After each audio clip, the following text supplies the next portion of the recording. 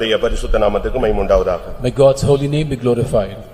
வெளிப்படுத்தல் 3ஆம் அதிகாரம் 7, 8 வசனங்கள் வாசிப்போம். Let's read from Revelation chapter 3 verses 7 and 8. And to the angel of the church in Philadelphia write, these things say, he that is holy, he that is true, he that hath the key of David, he that openeth and no man shutteth, and shutteth and no man openeth.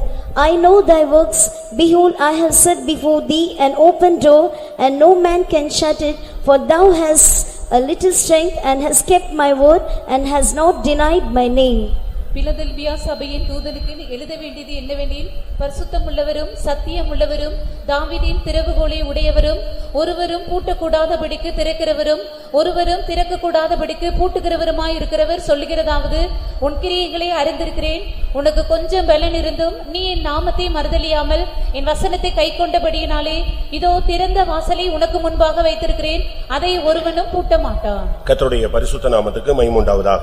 May God's holy name be glorified. ஆரம்ப காலங்களில் 7 சபைகள் இருந்ததாக வேதம் சுட்டிக்காட்டுகிறது. The Bible pinpoints that in the beginning there were 7 churches. இதை போன்ற நூற்றுக்கணக்கான சபைகளோ இல்லாவிட்டால் நூற்றுக்கணக்கான ஜனங்களோ இல்லாத ஒரு காலம்.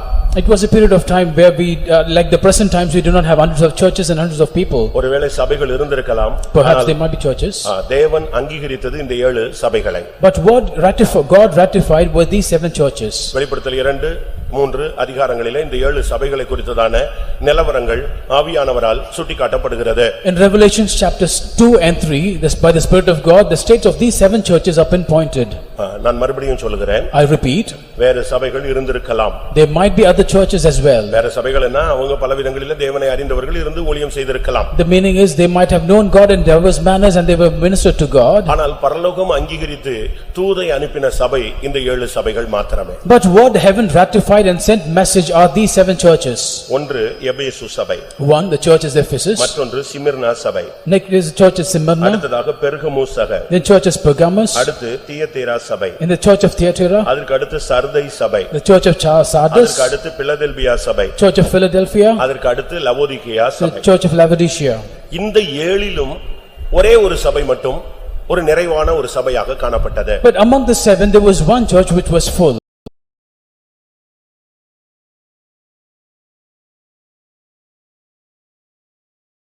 Among the 7 churches there was one church which was much appreciated by God, and that was the church I was talking about. நீங்கள் மற்ற 6 சபைகளையும் வீட்டில் போய் படித்து பாருங்கள். You go home and read about the other 6 churches. அந்த சபையினுடைய குறைகள் சுட்டிக்காட்டப்பட்டிருக்கும். The shortfalls of the other churches have been pointed. அது மனம் திரும்ப வேண்டும் என்று ஒரு கோரிக்கை வைக்கப்பட்டிருக்கும். And also a request was placed that they have to repent. அது மனம் திரும்பாவிட்டால் என்ன நியாயத்தீர்ப்பு என்கிற ஒரு நியாயத்தீர்ப்பும் கொடுக்கப்பட்டிருக்கும். And if they fail to repent, a judgment was also pronounced for them. ஆனால் இந்த பிலதெல்பியா என்கிற ஒரு சபைக்கு மட்டும் குற்றமும் சாட்டப்படவில்லை, நியாயத்தீர்ப்பும் கொடுக்கப்படவில்லை. But only this church called Philadelphia was not accused, neither was it pronounced judgment. இது எதை காண்பிக்கிறது? What does it signify? சபைக்குள்ளும் ஒரு தெய்வீக வாழ்வை வாழ்கிற ஒரு கூட்டம் உண்டு. And there is a group of people who live a divine life even in the church. 7 சபைகளிலே ஒரு சபை.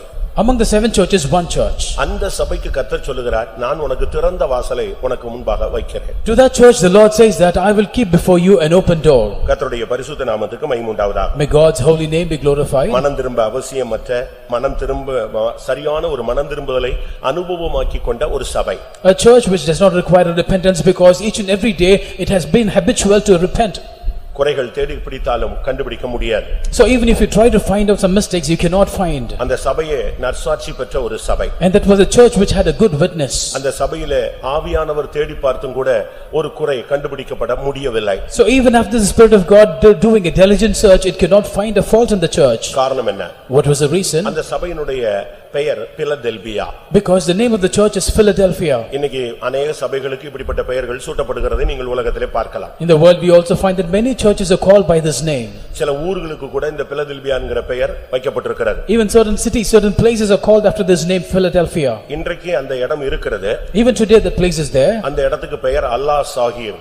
The name of the place is Allah Sahib. அப்படினா என்ன அர்த்தம்? அல்லாஹ் சாகீர் அப்படினா தேவனுடைய நகரம் அப்படினு இன்னைக்கும் அந்த இடத்துல இருக்கிறது. So even today that name is there. The meaning of the name is the city of God. ஆனா சரியான அர்த்தம் என்ன? But what is the exact meaning? ஆவியானவர் அந்த சபைக்கு அந்த பெயரை வைத்ததுக்கு காரணம் என்ன? What was the reason the Spirit of God has given this name to the church?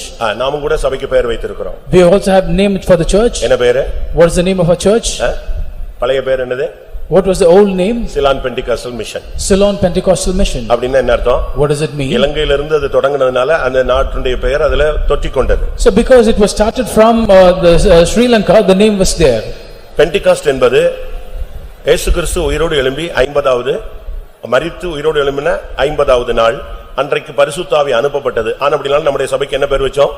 Pentecost நாளில் பரிசுத்த ஆவி வந்ததினால பெந்தேகோஸ்தே என்று வைத்தோம். So it was after the death and resurrection of Lord Jesus Christ on the 50th day, the Holy Spirit was sent, and therefore it is called as the Pentecost. That's why we call the name as Pentecost for our church. வேலூர்ல 36 சபைகள் 36 denomination இருக்கிறது. In Vellore we have about 36 denominations. ஒரு book வாங்கி படிச்சேன். I bought a book and read. 36 சபை இதுக்கும் அதிகமாக இருக்கிறது. அதிகமா இருக்குன்னா பெட்டிக்கடை மாதிரி வச்சிருக்கிறவங்க எல்லாம் இருக்காங்க.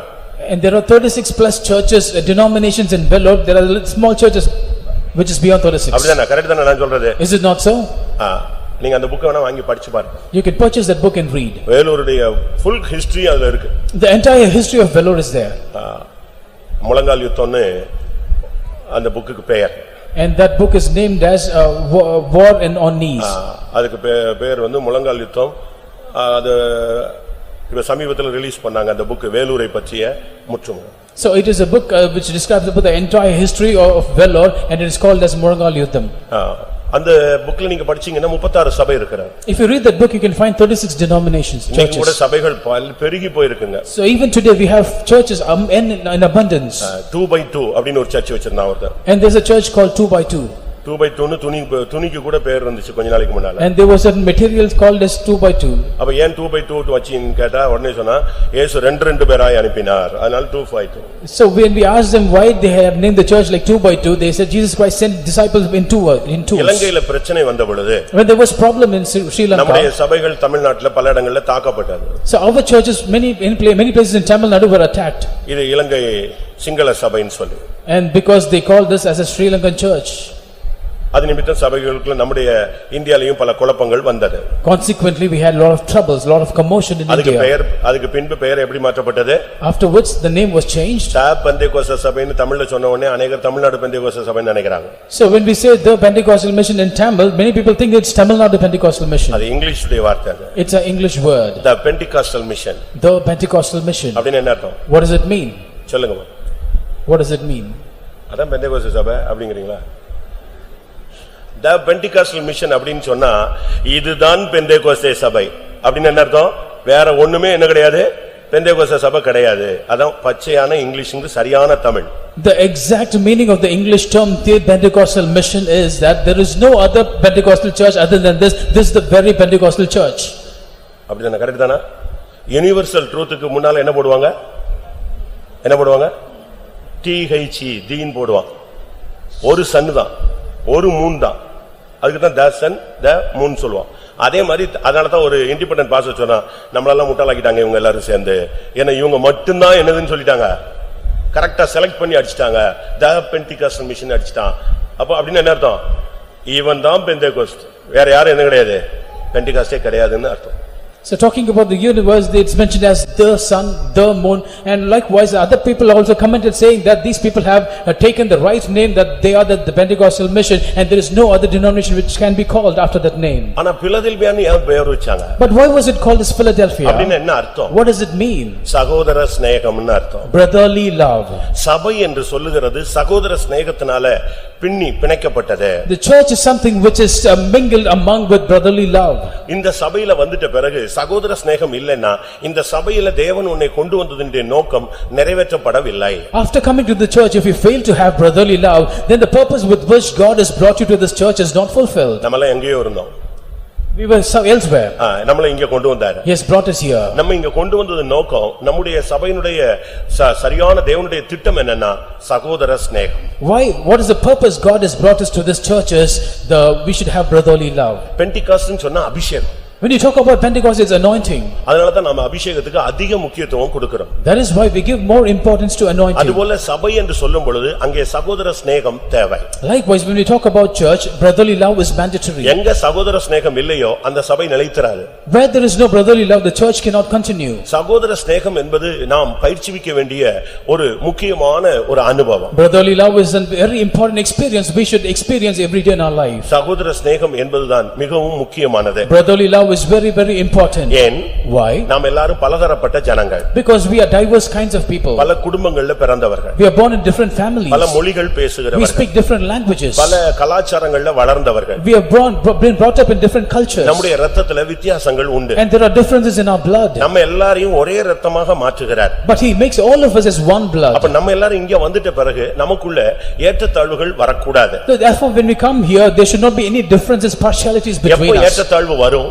When there will be ups and downs between ஒரு us. மனிதனுக்குள்ள ஏற்றத்தாழ்வு வருதுன்னா சகோதர சிநேகம் குறைந்தாதான் இது வரும். So when there is differences among or differences of opinion among people, brotherly love when it depletes, it happens. எபிரேயர் 13:1 சொல்லுகிறது, Hebrews 13:1 says, சகோதர சிநேகம் நிலைத்திருக்க கடவது. let brotherly love abide. அப்படின்னா என்ன அர்த்தம்? What does it mean? சபைக்குள்ள சகோதர சிநேகம் எப்பொழுதும் இருக்க வேண்டும். And there should be brotherly love always in the church. அதுல மாமிசீகம் கலக்க கூடாது. And there should not be carnality mingled. அதுல பிரிவினைகளுக்கு இடம் கொடுத்துற கூடாது. We should not make room for divisions. அது கொஞ்ச நாள் இருந்துட்டு மறுபடியும் அது குறைந்து போகவும் கூடாது. It should not abide for some time and then wax away. சகோதர சிநேகம்னுடைய சரியான அர்த்தம் என்ன? What is the meaning of brotherly love? ஒரு அஃபெக்ஷன் இருக்க வேண்டும். There should be an affection. இதை குறித்து ரோமர் 12:10 ஆவியானவர் பேசும் பொழுது, Concerning this, Romans 12:10, the Spirit of God says, ரோமர் 12:10, Romans 12:10, சகோதர சிநேகத்திலே ஒருவர் மேல் ஒருவர் பட்சமாயிருங்கள். சகோதர சிநேகத்துல ஒருவருக்கு ஒருவர் பட்சமாயிருங்க. be kindly affectioned one to another with brotherly love. ஒரு சகோதரனோடு உனக்கு ஒரு அஃபெக்ஷன் இல்லன்னா நீ பார்த்தா தோத்திரம் பண்ணுவ, ஒரு சிரிப்ப, அந்த ஸ்மைலிங் அவன் போன உடனே டக்குன்னு உன்னையோட வெளியே போயிடும். So if you do not have a brotherly affection with others, you will just smile, you will say praise the Lord, but once the person departs, your smile will immediately go off. இப்ப நம்முடைய அன்பெல்லாம் செயற்கைத்தனமான அன்பு. Today our love is artificial. அப்படிதானே? Is it not so? பார்த்த உடனே ஒரு சிரிப்பு சிரிப்பாங்க, டப்புன்னு நின்றுங்க. The moment they see, they will give a broad smile, immediately it goes away. அது சகோதர சிநேகம் அல்ல. That is not brotherly love. சகோதர சிநேகம்ங்கிறது அதுல பட்சமாய் நீ இருக்கணும். So when you have brotherly love, you should be affectionate. அதாவது ஒரு சகோதரன் பாதிக்கப்பட்டான்னா நீ பாதிக்கப்பட்டது போல உணரணும். The meaning is, if a brother is affected, you should feel as though you are affected. அவன் கீழ விழுந்துட்டானா, ஐயோ அவன் விழுந்துட்டானேங்கற ஒரு பரிதபிப்பு உனக்கு இருக்கணும். விழுந்துட்டானா, சரி நம்ம போலாம் அப்படினு போயிர கூடாது. If he falls, you should have the sympathy that he has fallen down. You should not say that, oh, he has fallen, that's okay. You should not go your way. இன்னைக்கு எத்தனை பேருக்குள்ள சகோதர சிநேகம் இருக்குது? Today, how many of us have the brotherly love? இன்னைக்கு अनेகருக்கு friendship இருக்குது, ஆனா அது உண்மையான friendship கிடையாது. Today, many people have friendship, but it's not true friendship. ஒரு சிலருக்கு சகோதர சிநேகம் இருக்குது, அது மாம்சீகமாக இருக்கிறது. Some people have brotherly love, but that is carnal. அதாவது சொந்தங்கள், அந்த குறிக்கப்பட்ட ஊர், இல்ல குறிக்கப்பட்ட இனம், குறிக்கப்பட்ட அந்த ஜனத்தோட தான் உங்களுக்கு என்ன இருக்கும்? நீங்க வேணா இப்ப கூட்டம் முடிஞ்ச உடனே பாத்தீங்கன்னா, நான் இப்ப சொல்லிட்டேன், அதனால நீங்க கொஞ்சம் உஷாரா இருக்கலாம். கூட்டம் முடிஞ்ச உடனே நீங்க பாத்தீங்கன்னா கரெக்ட்டா அந்த குரூப் தான், அந்த பையன், அந்த பொண்ணு, அந்த பேரண்ட்ஸ் தான் அப்படி ஜாயின் ஆவாங்க. So they mingle based on their religion, based on their languages, based on their community, based on the place where they hail from, and likewise, so after the meeting is over, you can find them forming groups like this. அவங்க சாப்பிட போனாலும் அதே மாதிரி தான் போவாங்க, அங்க சாப்பிட்டு அப்படியே போயிடுவாங்க. ஆனா இங்க ஒரு 10 புதிய ஆத்துமா வந்திருப்பான், அவன் அப்படியே புதுசா பறக்க பார்த்துட்டு பாஸ்டர் யாரு, பாஸ்டர் எப்படி போய் பார்க்கிறது என்னன்னு தெரியாம அவன் இப்படியே போயிட்டே இருப்பான். But these people, even to go have food, they will grow in groups and have food, but there will be some about 10 new souls would have come. They will be wondering, they will be clueless, not knowing how to meet the pastor and so. ஒரு ஆள்கிட்ட கேட்டிருக்காங்க, They have asked one person, கொஞ்ச நாள் எங்க சபைக்கு நீங்க வந்த மாதிரி இருந்துச்சு, அது பிறகு வரவே இல்லையே. you have come to this church for some time, but after that you are missing. அப்ப அவன் சொன்னா, He said, கொஞ்ச நாள் இல்ல, நான் 8 மாசம் வந்தவன் சபைக்கு. not little time, but I came to your church for 8 months. 8 மாசம் வந்தேன், ஒரு ஊழியக்காரனோ, ஒரு ஊழியக்காரியோ, ஒரு விசுவாசியோ, நீ யார் அப்படின்னு 8 months என்னை ஒருத்தன் கூட என்ன செஞ்சதில்ல. ஊழியக்காரனும் கேட்கல, ஊழியக்காரியும் கேட்கல, விசுவாசியில ஒரு ஆணவ பெண்ணோ இல்ல பழைய மூத்த எந்த ஒரு விசுவாசியும் நீ யார் அப்படிங்கிற ஒரு கொஸ்டினே என்ன செய்யல, என்னையா கேட்கல. இந்த சபைக்கு நான் எங்க போகணும்? விசாரிப்பற்ற ஒரு இடம். I've been attending churches continuously for 8 months, but none of the workers, none of the believers, either old or young, none of them have inquired about me, and why should I go to this church? Because nobody cares for me. உனக்கு இங்க ஒரு ஆள் புதுசா இருக்கா, முடிஞ்ச உடனே ஸ்தோத்திரம் brother, sister எப்படி இருக்கீங்க? சிஸ்டர்ஸ் கேட்டா போதும், பிரதர் கேட்டா போதும். So after the meeting is over, if you find someone new, the brother should ask the brothers, who are you, and we have to wish them, and sisters should do likewise. வாங்க pastor பார்க்கலாம். Come, let's meet the இல்ல pastor. நீங்க சாப்பிட்டு போங்க. So you have food and go. இப்படி நம்ம வீட்டுக்கு வந்தவங்கள யார் தான் விசாரிக்கணும்? நீ இந்த வீட்ல ஒரு member, You are a member of this family. நீதான் அவனை கூட்டி கொண்டு போய் சாப்பிட வைக்கணும். So you have to take care of that person to have food அப்ப for them. அவனுக்கு இங்க ஒரு ஆளு பரிச்சயம் ஆகிவிட்டது. So therefore one person is acquainted to him. அடுத்த வாரம் வந்து உன்னைய பாப்பாங்க. Next week he'll come and meet you. அவங்களுக்காக நீ ஜெபிக்கணும். And you can pray for them. இப்படி தாங்க சபைங்கிறது வளர்ச்சி அடைகிறது. This is how church will grow. அத பத்தி ஒண்ணுமே தெரியாம நீ பாட்டு போயிட்டு இருந்தா அவங்க பாட்டுக்கு வருவாங்க, அவங்க பாட்டுக்கு போயிட்டே இருப்பாங்க. So if you are ignorant of this and go your way, then they will just come and they will go as they like. உன்னுடைய அன்புல மாயமற்ற தன்மை, சகோதர சிநேகத்துல மாயம் இருக்க கூடாது. And there should not be any hypocrisy in your love. 1 பேதுரு 1:22 பார்க்கும் பொழுது 1 Peter chapter 1 verse 22. 1 பேதுரு 1:22 ஆகையால் நீங்கள் மாயமற்ற சகோதர சிநேகம் உள்ளவர்களாகும்படி ஆவியினாலே சத்தியத்திற்கு கீழ்ப்படிந்து உங்கள் ஆத்துமாக்களை சுத்தமாக்கி கொண்டவர்களாய் இருக்கிறபடியால் சுத்த இருதயத்தோடே ஒருவரில் ஒருவர் ஊக்கமாய் அன்பு கூறுங்கள். எப்படி? இது பெரிய சப்ஜெக்ட் இது. This is a great subject. என்ன சொல்லி இருக்கிறது? What is mentioned here? சகோதர சிநேகத்துல நீங்கள் மாயமற்றவர்களாய் இருங்கள். You should be unfeigned in the love of brethren. அதுக்கு காரணம் என்ன? What is the reason? நீங்கள் சத்தியத்துக்கு கீழ்ப்படிந்து obeying the truth, உங்கள் ஆத்துமாவை நீங்கள் சுத்தமாக்கி கொண்டு purifying your soul, சுத்த இருதயத்தோடு ஒருவரில் ஒருவர் அன்பு கூறுங்கள். You got to love one another with pure heart fervently. எந்த இடத்திலயுமே சகோதர அன்புல பாய்சன் கலக்க கூடாது. At no point in time should you mix poison with brotherly love. அப்படி இன்னொரு அர்த்தம் என்ன? What is the other meaning? மாமிச அன்பை பழக்க வைக்க கூடாது. We should not encourage carnal love. அன்புங்கிறது அது ஒரு புனிதமானது. Love is something pure. அது வந்து பரிசுத்தத்தோடு இணைந்தது தான் பேர் என்னது? அன்பு. Love is something connected to holiness. சரிதானா? Is it not தேவன் right? பரிசுத்தர். God is holy. அவருக்கு இன்னும் அந்த அவருடைய நாணயத்துல இன்னொரு பக்கம் என்னது? தேவன் அன்புள்ளவர். So on the other side of the coin you find God is love. இந்த ரெண்டுலயும் அவர் எப்படிப்பட்டவர்? In both of these what is his nature? அக்கினி. He is a consuming fire. அப்ப உங்களுடைய அன்புல மாமிசம் உள்ள நுழைய கூடாது. Therefore in everybody's love carnality should not mingle. அவங்க எங்க ஊர்க்காரங்க, they are belonging to our ஜாதிக்காரங்க, they are belonging to our tribe, அவங்க எங்க சொந்தம், they are my relatives. அப்படியே போய் கடைசில சொந்தமாவே ஆயிடுவாங்க. So they will say like this and they will become a relative itself. அப்படியே போயிட்டு கடைசில உன் பொண்ண தரையா உன் பையனை தரையாமா. And later on they will say that will you give your son or will you இப்படி give your daughter? போனதுனால தான் பெண்டிகாஸ்ட் தன்னுடைய விலையை இழந்து விடுகிறது.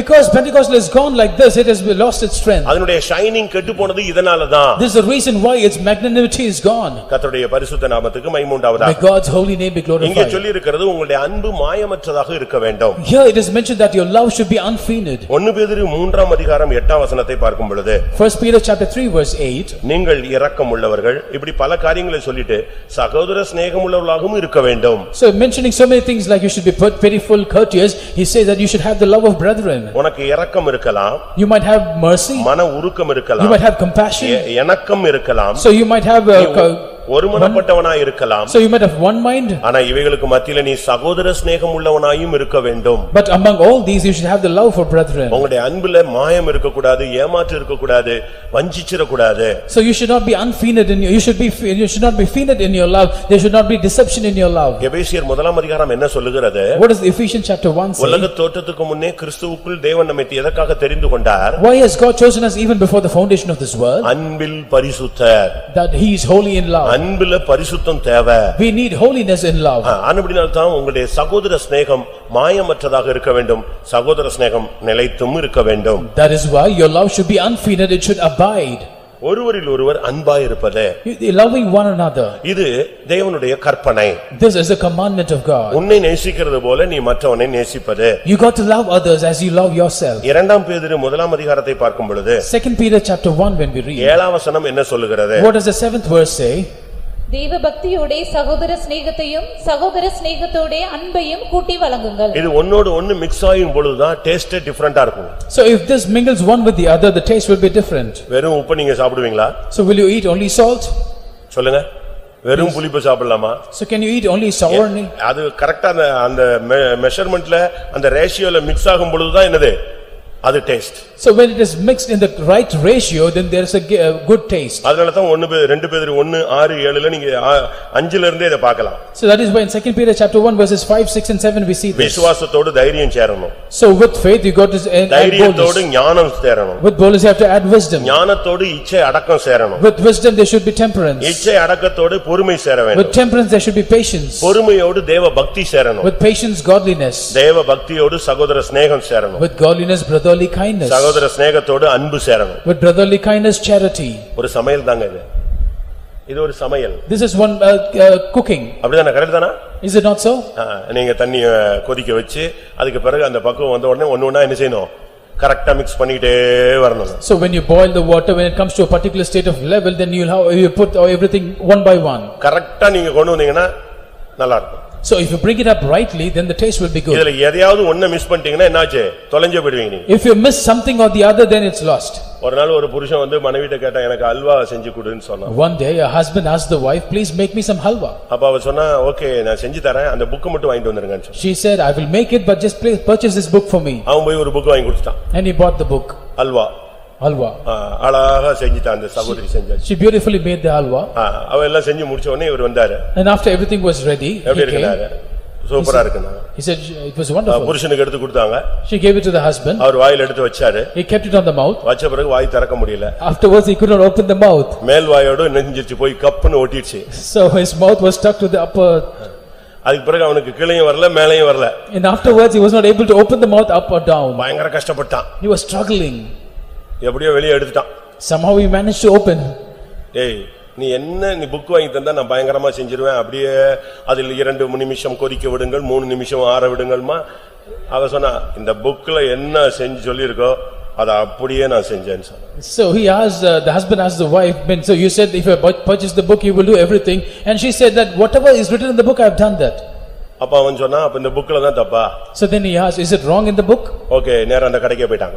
Okay, he went to the shop. அங்க போய் கேட்டான். He asked, இப்படி செஞ்சோம் கடைசில வாயில ஒட்டி நான் படாத பாடு போட்டுட்டேன் என்னையா புக்னு சொன்னான். So he asked, what is this book? We did as per the instructions given in the book, but my mouth was stuck. அவன் சொன்னா, he said, அந்த புக்ல என்ன எழுதி இருந்துச்சு? what is written there in the book? செய்து பாருன்னு தான் சொல்லி இருந்துச்சு. சாப்பிட்டு பாருன்னு அவனே சொன்னாங்க.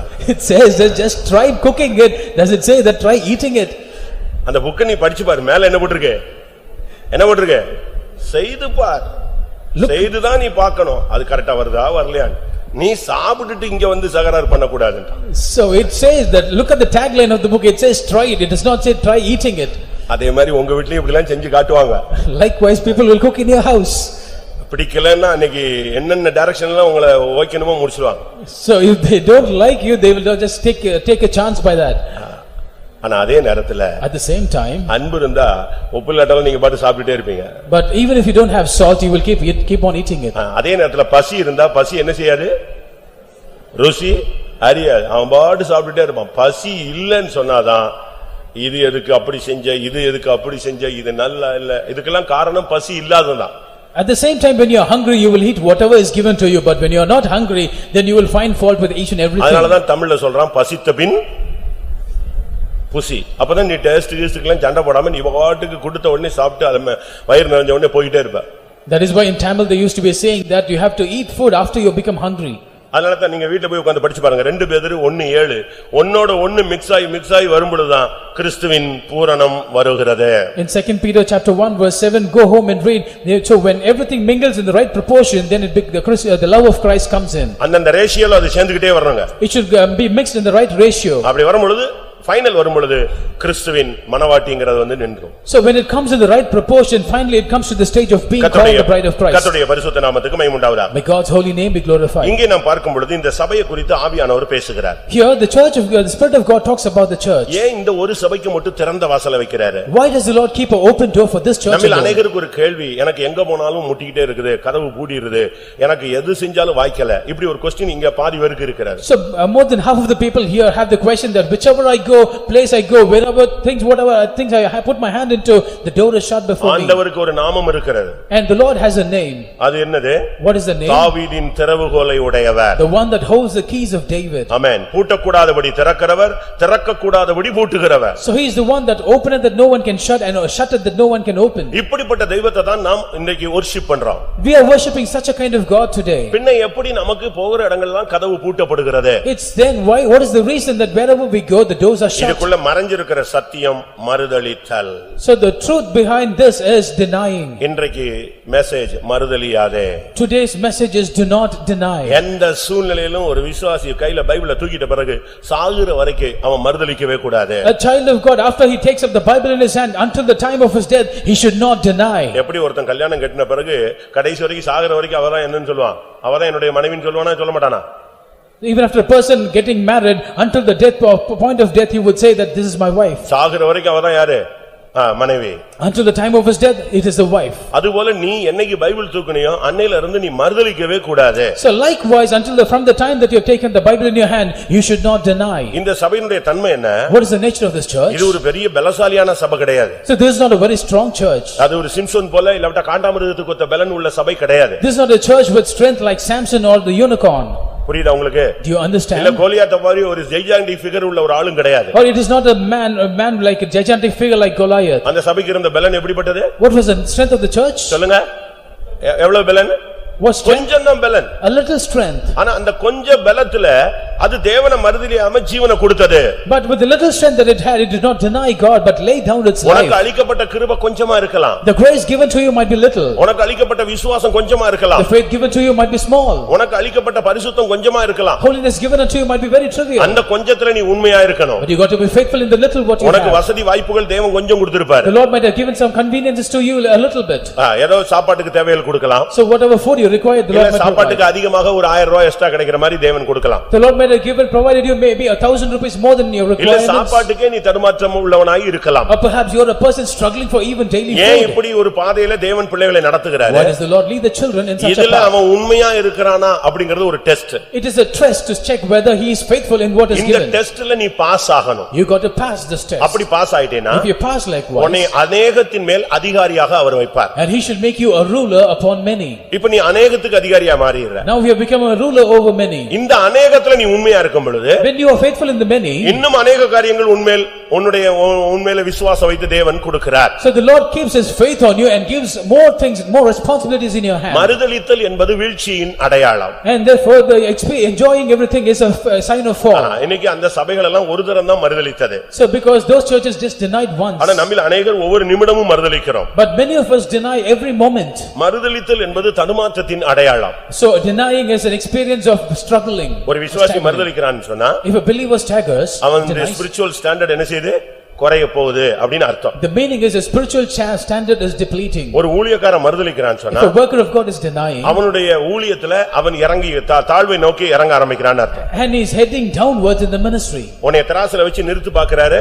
நீ மெனே தெக்கேல் உபார்சின், நீ தராசிலே நிறுத்து காணப்பட்டாய், நீ குறையானவனாய் காணப்பட்டாய். So he places you in the balance and he weighs you, saying that mene tekel uparsin, which means that you are weighed and found wanting. ஆனா இந்த சபையை பத்தி சொல்றாரு, But talking about this church, உன் கிரியைகளை நான் அறிந்திருக்கிறேன். I know your works. உனக்கு கொஞ்சம் பலன் இருந்தோ, You had little strength. என் நாமத்தை நீ மறுதலியாமல், However you do not deny my N name. வசனத்தை நீ கைக்கொண்டபடியினால், Because you kept my word. நான் உனக்கு எதை வைக்கிறேன்? திறந்த வாசலை நான் வைக்கிறேன். I place before you an open door. அதை எந்த பிசாசோ செய்வனையோ ஏவலோ மனுஷனோ சந்திரமோ மந்திரமோ எதுவும் பூட்ட முடியாது. No witchcraft, no devil, no magic, no spell of magic can stop it. இன்னைக்கு நமக்கு சில காரியங்களும் பட்டுன்னு மூடிடுதுன்னு அர்த்தம். So today certain things we try to do. இன்னைக்கு நல்லா இருந்த மாதிரி இருக்கும், நாளைக்கு ஃபெயிலியர் ஆயிடும். So what we do might appear good today but tomorrow it's a failure. அது ஒருவேளை உன் ஜெபத்துல திறந்ததா இருக்கலாம், இல்ல நீ உன் முயற்சியில திறந்ததா இருக்கலாம். ஆனா தேவன் திறந்தா என்ன செய்ய மாட்டாரு? பூட்ட விட மாட்டாரு. Perhaps it is opened by your endeavor or by your efforts in prayer, but if the Lord opens the door, no one Allah will shut it. ஏன்? Why? அந்த திறவுகோல் யார்ட்ட இருக்கு? The keys are in his our hand. கையில இருக்கு. It was in hand. அவர் பூட்டிட்டாருன்னா அவர்தான் திறக்கணும். If he locks, he should only open. அவர் திறந்தாருன்னா யாரதான் பூட்டணும்? அவர்தான் பூட்டணும். If he opens, he should only shut it. அப்படிப்பட்ட தேவனை நாம் வைத்திருக்கும் பொழுது நீங்கள் ஏன் மறுதலிக்கிறீர்கள்? When you have such a God, why should you deny? இந்த மறுதலித்தல் என்பது இன்னைக்கு கிறிஸ்தவ உலகத்துல ஒரு சர்வசாதாரணமாக மாறிவிடுகிறது. Denying is becoming very habitual, very normal among the Christians. பேதுருவாய் இருக்கும் வரை மறுதலிக்கவில்லை. Peter, as long he was Peter, he did not deny. ஆனா எப்ப சீமோனா மாறினானோ அப்பொழுது மறுதலிப்பு உண்டாகிறது. But the moment he became Simon, he started denying. இல்லாவிட்டால் மறுதலித்த உடனே அவனுடைய பெயர் எதா மாறிடுச்சு? Or in other words, once he denied, his name became?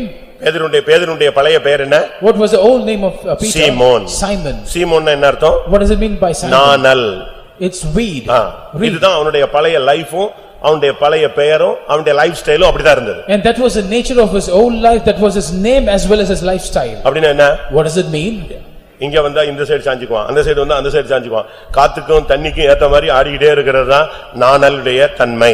reed or bulrush is something which will move with the face of the wind, with the direction of the wind. If something has to happen this side, he will wave this side. If something has to happen the other side, he should go the other way. அதனாலதான் பேர் வைக்கும்போது That is why when you keep கர்த்தர் அவனுக்கு என்ன பேர் வச்சாரு? what did the Lord name him as? நீ ஒரு கல், You are a நீ stone, ஒரு பாறை. you are a rock. அதனாலதான் அவனுக்கு நேம் கரெக்டா வச்சாருங்க. That is why he gave him the right name. நம்ம ஆளுங்க கூட இப்ப புதுசா பேர்லாம் குழந்தைக்கெல்லாம் வைக்கிறாங்க, ஒருத்தனுக்கும் புரியாதுங்க. கேட்டா அது அரப் நேம், அது கிரீக்ல அப்படி வருது, ஹீப்ரூல எப்படி வருது, இங்க தமிழ்ல எப்படி வருதுன்னு அவனுக்குமே தெரியல. அப்படிதானே? So people are giving names today that they say it's an Arabic name, it's called a Greek name, so even they don't know the meaning of it in Tamil. Christians கூட நியூமெரிக்கல் ஸ்டைல்ல வைக்கிறாங்க. So even Christians are also naming after the numeric. இப்படி வச்சா அப்படி, அப்படி வச்சா இப்படி எல்லாம் மாத்திக்கிட்டே வராங்க. So based on numerology they want to keep the names like this. தவறு பிரியமானவர்களே. Beloved ones, it's wrong. நம்முடைய பெயர் பாறையாக மாற வேண்டும். Our name should become a rock. அவனுடைய லைஃப ஒரு உறுதித்தன்மையா மாற்றுறதுக்கு தான் கர்த்தர் அவனுக்கு பேதுரு, கேபா, பத்ரோஸ், பீட்டர், இதனுடைய முழு அர்த்தம் என்னதான்? நீ ஒரு கல், நீ ஒரு பாறை. So the meaning of the Lord giving names to Peter as Cephas and Petros, that is called Peter, the meaning is that he should be like a rock, a stone. பேதுருவா இருக்கும்போது அவருடைய ஸ்டேட்மென்ட் என்ன? When he was Peter, what was his statement? மத்தேயு 26:35 பாக்கும்போது Matthew 26:35. அவருடைய பேதுருவா இருக்கும்போது அவருடைய வார்த்தை என்ன? What was his word when he was Peter? அதற்கு பேதுரு, நான் உம்மோடே மரிக்க வேண்டியதா இருந்தாலும் உம்மை மறுதலிக்க மாட்டேன் என்றான். எப்படி? பேதுருவுடைய வார்த்தை என்னது? What was the நான் word of சாக Peter? சொன்னா கூட, நான் சாக வேண்டிய இருந்தா கூட நான் செத்து போய்டுவேன் ஆண்டவரே.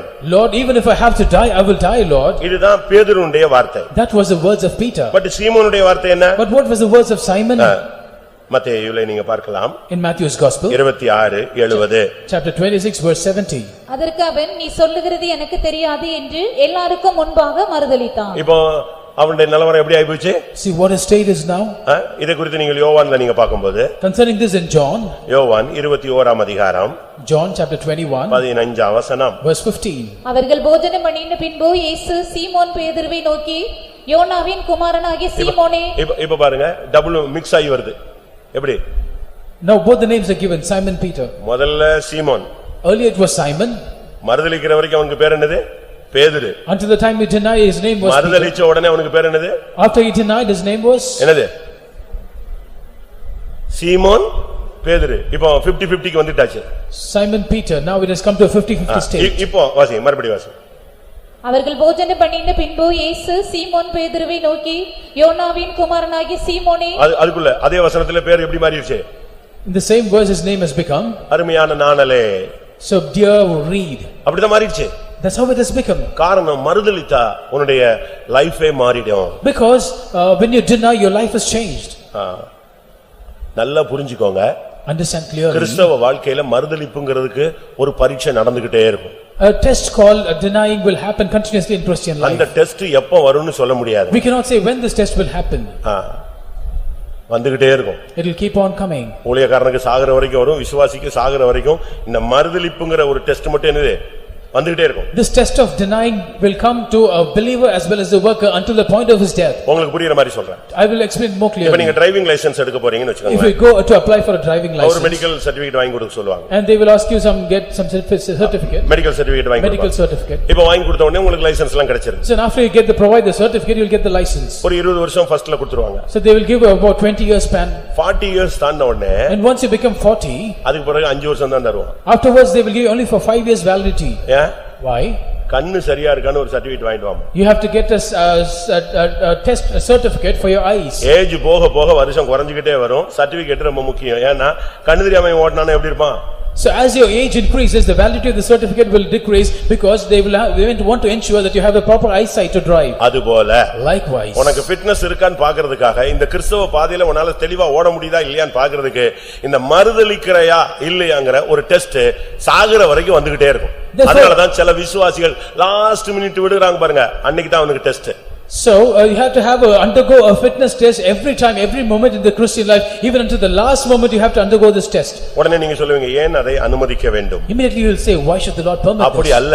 It's not so. உனக்கு நீ ஒரு பெரிய செயின்ட் மாதிரி தெரியும், ஆனா நீ உனக்கு உள்ள எவ்வளவு குறை இருக்குங்கறதை நீ கண்டுபிடிக்கணும். So to your eyes you might appear to be a saint, but you have to find out what is shortfall in your life. வியாதி வர்ற வரைக்கும் நீ தெய்வீக சுகத்தை அடிச்சு பேசி தூக்கிடலாங்க. வியாதி வந்த பிறகு நிக்கிறதுக்கு பேரு தான் என்னது? தெய்வீக சுகம். Until the time that you fall sick, you can speak boldly about divine healing, but when the sickness comes in, then that's the test of standing in faith. ஏன் தேவன் ஜனத்தை சிறுமைப்படுத்தினார், வனாந்தரங்களில் நடத்தினார்? So why did the Lord afflict the people and lead them? வனாந்தரத்தில் ஏன் அவர்களை Lead them நடத்தினார்? in wilderness. அதுக்கு உபாகமத்தில் என்ன வாசிக்கிறோம்? And what do we read in Deuteronomy? நீ உன் இருதயத்தை அறியும்படியாக, உன்னை நீயே அறிந்து கொள்ளும்படியாக நான் இந்த பாதையில் உன்னை நடத்தினேன்னு கர்த்தர் சொல்றாரு. The Lord says that to know your heart, that you might know yourself, I have led you in this path. உபாகமம் 8:2. Deuteronomy 8:2. உன் தேவனாகிய கர்த்தர் உன்னை சிறுமைப்படுத்தும்படிக்கும் தம்முடைய கட்டளைகளை நீ கைக்கொள்வாயோ கைக்கொள்ள மாட்டாயோ என்று அவர் உன்னை சோதித்து உன் இருதயத்தில் உள்ளதை நீ அறியும்படிக்கும் உன்னை இந்த 40 வருஷம் அளவும் வனாந்தரத்திலே நடத்தி வந்த எல்லா வழியையும் நினைப்பாயாக. உன் இருதயத்தில் உள்ளதை யார் அறியணும்? நீ அறியணும். ஆஹா, நான் ஒரு பலவீன, இந்த விஷயத்துல நான் இவ்வளவு நாள் கவனம் இல்லாம இருந்துட்டேன் அப்படிங்கறத உன்னை நீ புரிஞ்சுக்கணும். You should first of all understand what is weak in your heart, and therefore you have to understand that I am weak in this aspect and I have to correct it. மத்தேயு 26:34ல அவன்கிட்ட ஆண்டவர் தெளிவா பேசுறாரு. எப்பா, நீ உன்னுடைய standard ரொம்ப கம்மியா இருக்கு, நீ ஒரு விசை அல்ல, நீ 3 விசை கூட மறுதலிச்சிருவ அப்படின்னு அவன்கிட்ட பேசுறார். Matthew's Gospel chapter 26 verse 34, the Lord very clearly says that your standard is very weak, not just once but 3 times you will deny. உன்னுடைய கிறிஸ்தவ வாழ்க்கை பேச்சில தான் இருக்கு, எதுல இல்ல? பலத்துல இல்லங்கறத கர்த்தர் அவனுக்கு சுட்டி காட்டுறார். The Lord pinpoints to him saying that your Christian life is only in words but is not in strength. அதுக்கு அடுத்த வசனம் தான் அவர் சொல்றாரு, இல்ல நான் மரிச்சாலும் என்ன செய்வேன், மறுதலிக்க மாட்டேன் அப்படின்னு சொல்றாரு. But in the next verse he says that even if I have to die, I will not deny. ஆனா அவருக்கு தான் தெரியும் இவனுடைய ஸ்டாண்டர்ட் என்னன்னு. But only God knows what was his standard. அத அவன் புரியறதுக்கு தான் அவன் அதை மறுதலிக்கிற பாதையில கொண்டு போறாரு. So that is why that he might understand, the Lord takes him to the path of denying. ஒரு சிலர் எல்லாம் பாருங்க, மத்தவங்கள பயங்கரமா குற்றம் சாட்டுவாங்க. So some people, if you find, they will find fault with others, accuse others. வேற ஒண்ணுமே வேண்டாம். There is no need anything. நீங்க தூங்கிட்டு இருக்கிற ஆளை பார்த்த உடனே நம்ம ஆளுங்களுக்கு எல்லாம் டென்ஷன் ஆவாங்க. எவ்வளவு பிரசங்கம் இந்த மாதிரி பண்றாரு, இந்த ஆளு இப்படி தூங்குறான், பிசாசு பிடிச்சவன் அப்படினா நினைப்பான். So when some person is sleeping during the message, he will say, pastor is speaking like this, but this person is sleeping. ஒருத்தர் சொன்னாரு என்கிட்ட YMCA மீட்டிங்ல. One person came and told me in YMCA meeting. YMCA மீட்டிங்ல ஒருத்தர் சொன்னாரு. So one person came in the YMCA meeting and told me, ஐயா, ஒருத்தன் என்கிட்ட உட்கார்ந்திருந்தான், அவனும் ஒரு விசுவாசி தான். So one person came and sat by me and he was a believer. எப்ப உட்கார்ந்தானோ பிரசங்கம் முடியற வரைக்கும் அந்த செல்லத்தான் நோண்டிட்டு இருந்தான். இவனை பார்த்தே எனக்கு தேவ சமூகமே கெட்டுப்போச்சு. So from the time he came and sat down, he was only fidgeting with the phone. So I seeing him, I lost the presence of God. அதுபோல Likewise, இப்ப சபையில தூங்கிட்டு இருக்கவங்கள பார்த்த உடனே உங்களுக்கு ச்சே என்ன மாதிரி பேசிட்டு இருக்காரு, தூங்குறானே அப்படி தட்டுவீங்க. தட்டி ஒரு 2 நிமிஷத்துல அது எங்க வந்துக்கும், இவன் போயிடுவான். அவன் தெளிவா உட்கார்ந்து எழுத ஆரம்பிச்சிடுவான். பாதியில விட்டதுல இருந்து அவன் பிடிச்சிடுவான். அப்படிதானே? So you will say that pastor is breaking like this and he will just wake up the other person. The moment you tap, the spirit of slumber will come into it, the other person will be clear. பாதி பேர் எப்படின்னா, most of them are like this. மத்தவங்க பிள்ளைகள் எல்லாம் குறை சொல்றது. அவன் பிள்ளை அங்க நிக்குது, அங்க போன் பண்றான், இங்க நின்னா, அவ பிள்ளை அங்க, அந்த பொண்ணு அங்க நின்னுச்சு, அந்த பையன் அங்க நின்னா, இதெல்லாம் சொல்லிட்டே இருக்கான். கொஞ்ச நாள் கழிச்சு பார்த்தா ரிவர்ஸ்ல வருது. யாரு? இவன் பையன் அங்க நின்னா, இவன் பொண்ணு அங்க நின்னான். இதுதாங்க வரும். Many are complaining about others' children, saying that this boy is standing there, he was speaking over phone, and this girl was standing there and doing like this. So, but later on, whatever they've spoken reverses and come back to their own children. 1.5 மணி நேரத்துக்கு 1.25 மணி நேரம் YMCA ஒரு பிரசங்கம் பண்ணாரு. அந்த 1.25 மணி நேரமும் இவன் செல்லுலயே தாங்க உட்கார்ந்திருந்தான். For about 1 hour and 45 minutes he was preaching, and all this 1 hour 45 minutes he was just playing with the phone. கடைசில எல்லாரும் எழுப்பி விடும்போது தான் இவன் எங்க வச்சான் செல்ல? பாக்கெட்ல வச்சான். Finally, when everyone was asked to stand up, at was that point in time he put his phone in the pocket. அன்னைக்கு தான் சப்ஜெக்ட் என்னது? That day the subject was, நான் எழும்பி நின்னு உன் எல்லைகளில் எல்லாம் பரிசுத்தம்னு சொன்னனா, அத கேட்டான் பாஸ்டர். அதுக்கு பிறகு உள்ள காமன் நேரம்தாங்க அழுதான். So pastor, that day I told that, so all your boundaries should have holiness. After hearing this, he cried for about 15 minutes.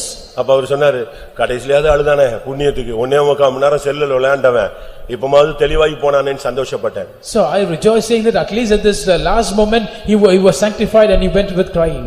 மறுதலித்தல் என்பது உனக்கும் எனக்கும் கடைசி வரைக்கும் தேவனும் டெஸ்ட் வச்சுக்கிட்டே தான் இருப்பாரு. யாரு வைப்பா? பிசாசு இந்த டெஸ்ட் வச்சுக்கிட்டே தான் இருப்பான்.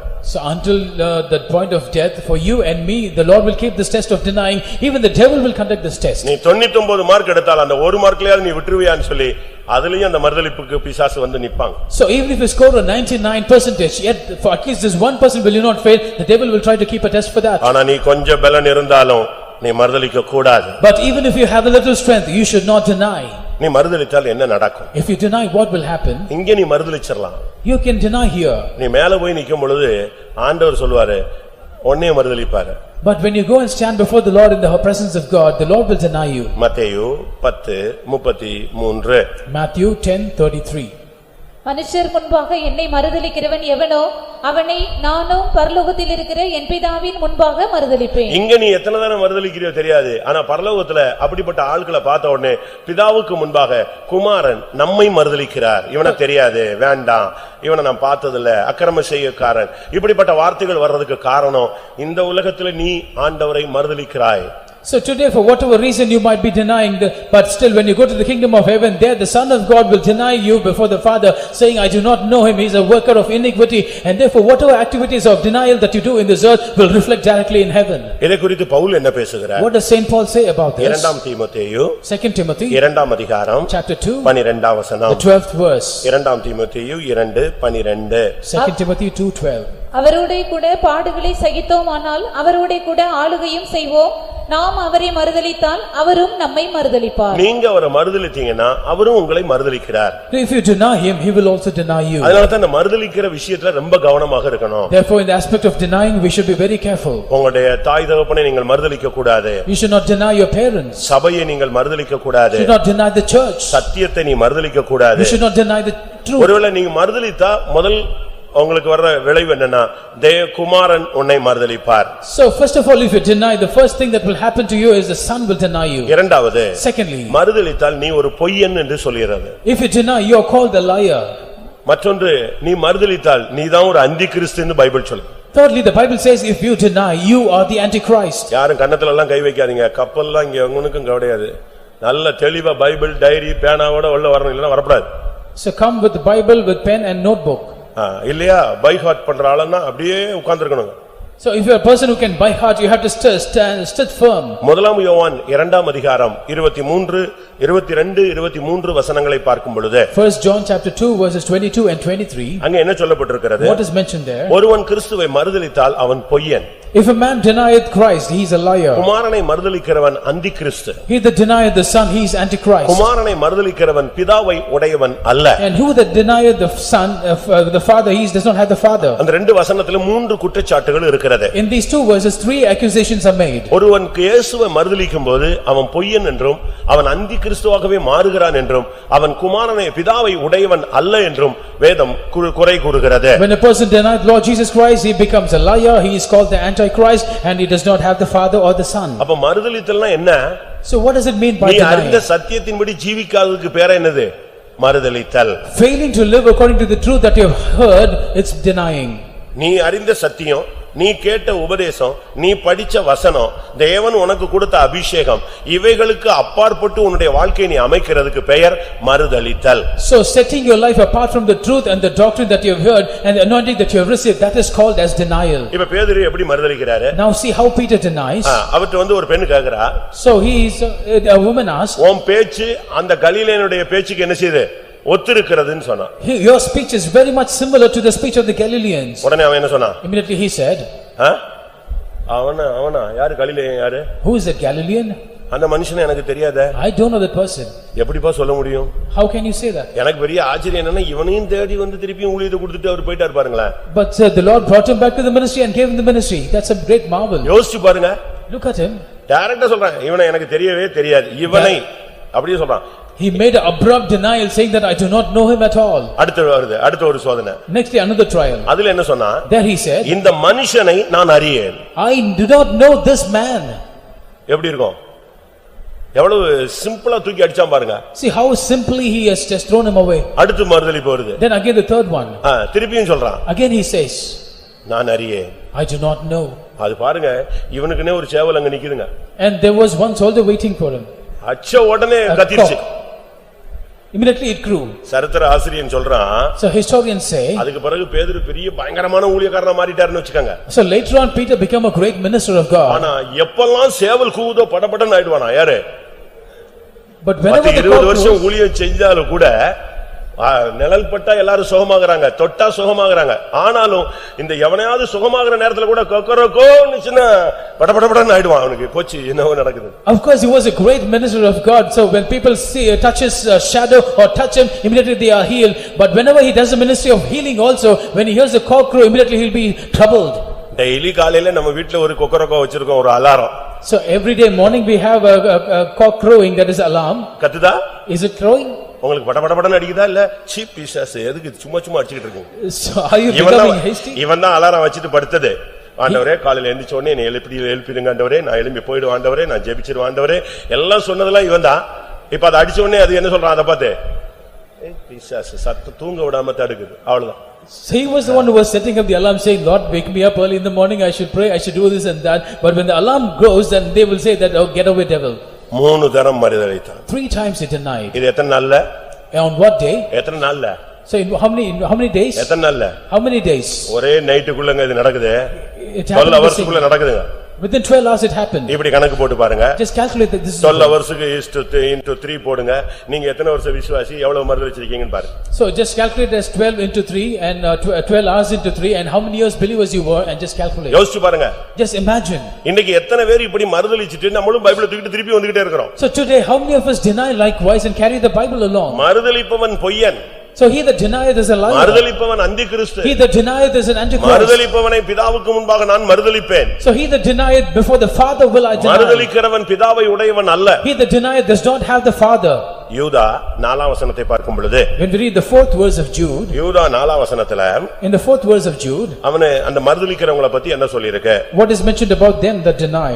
ஏனெனில் நமது தேவனுடைய கிருபையை காமவிகாரத்துக்கு எதுவாக புரட்டி ஒன்றான ஆண்டவராகிய தேவனையும் நம்முடைய கர்த்தராகிய இயேசு கிறிஸ்துவையும் மறுதலிக்கிற பக்தியற்றவர்களாகிய சிலர் பக்கவழியாய் நுழைந்திருக்கிறார்கள், அவர்கள் இந்த ஆக்கினைக்குள்ளாவார்கள் என்று பூர்வத்திலே எழுதியிருக்கிறது. எப்படி வசனத்தை அப்படியே ட்ரிப் பண்ணுவாங்க.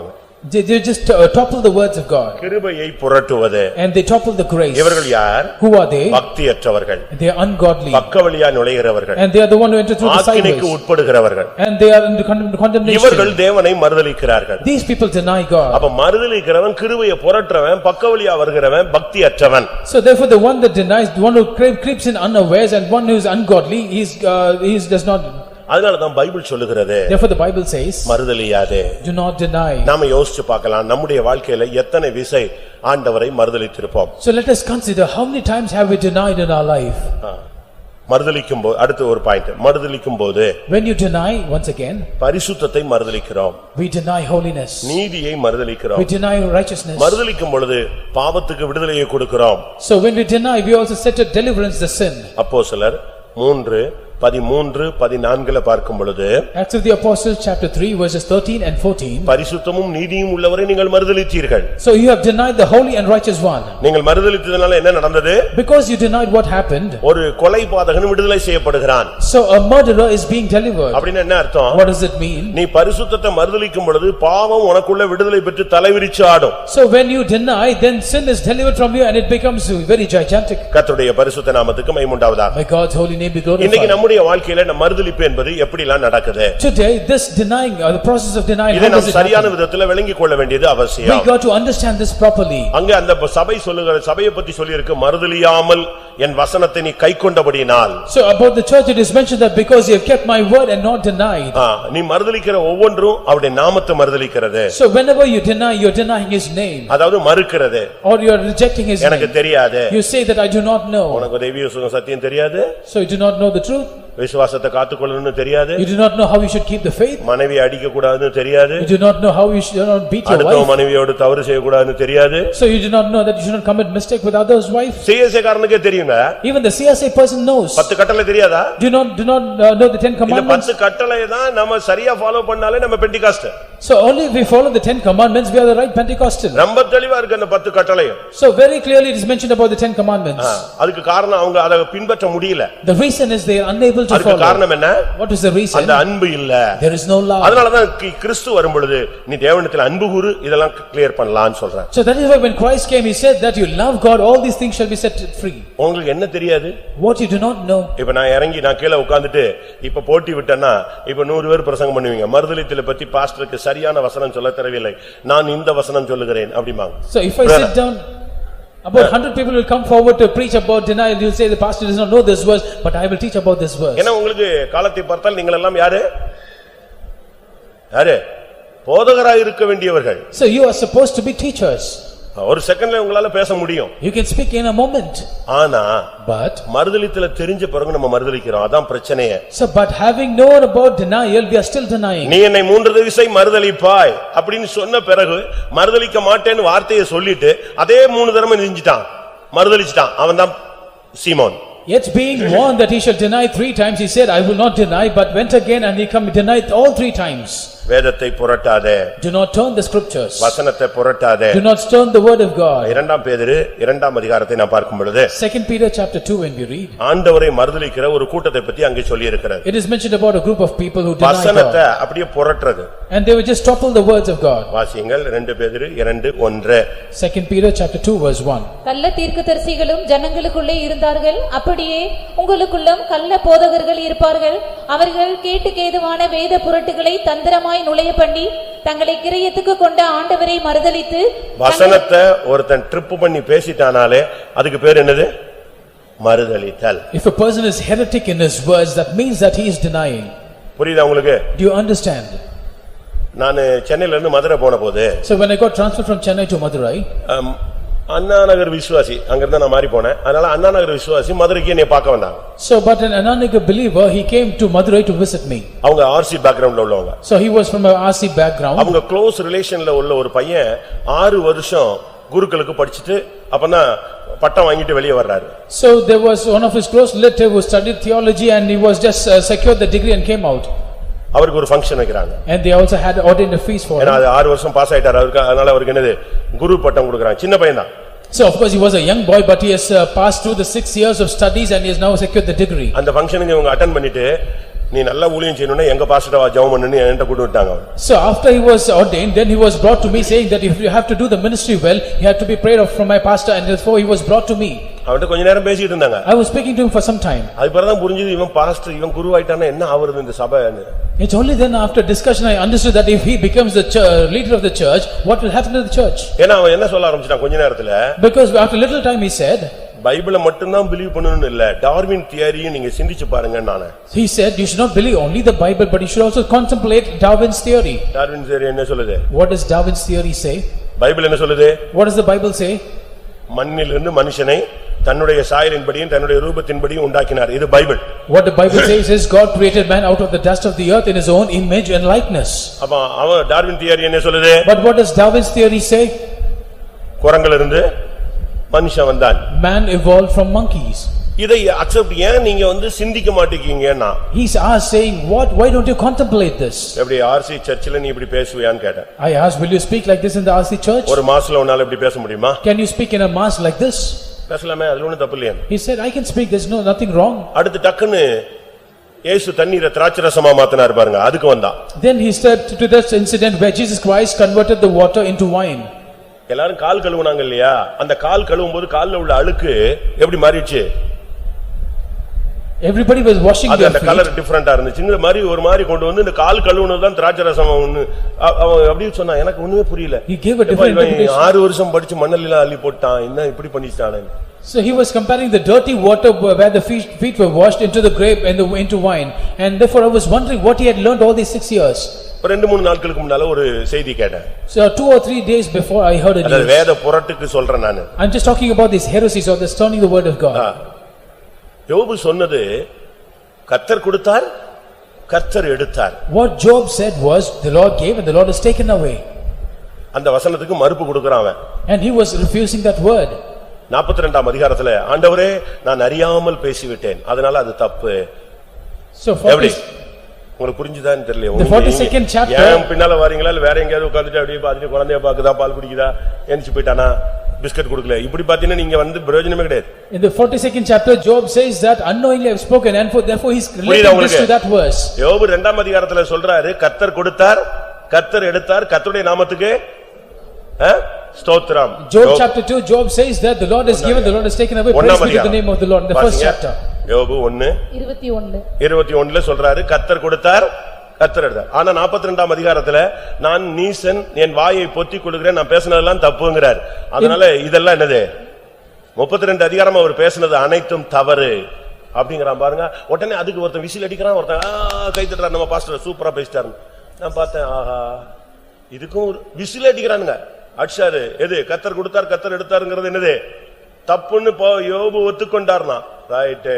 இது பின்னால போற சபை எப்படி போகும்?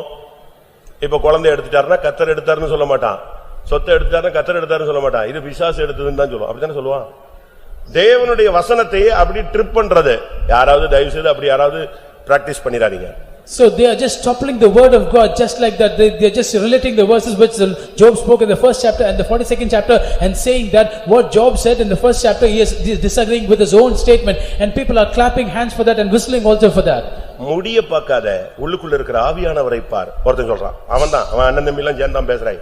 So one அதே person, ஒரே ஆவியில உள்ளவன். so the same person having the same kind of spirit, he said, do not look at the hair but look at the spirit of God inside. Dress-ஓட கலரை பார்க்காத. பாஸ்டர் போட்டுக்கிற Dress வந்து design அப்படியே மின்னுதுங்க. அந்த லைட்டுக்கு ஏத்த மாதிரி தான் போட்டு வரா, அப்படியே வந்து நிக்கறாங்க. இதை பார்க்காதே, உள்ளுக்குள்ள இருக்கிற ஆவியானவர் கொடியேற்றுகிறார்னா அது எப்படி ஏற்றுறாரு? So do not look at the garment he was wearing, because he was wearing glittery garments, shining garments, but the Lord Spirit of God from inside is lifting up the banner. இத பார்த்த உடனே அங்க fluorescent கலர்ல வந்திருக்கிறதெல்லாம் ஒரே whistle ஒரே கத்துது. Pastor என்ன செஞ்சாரு?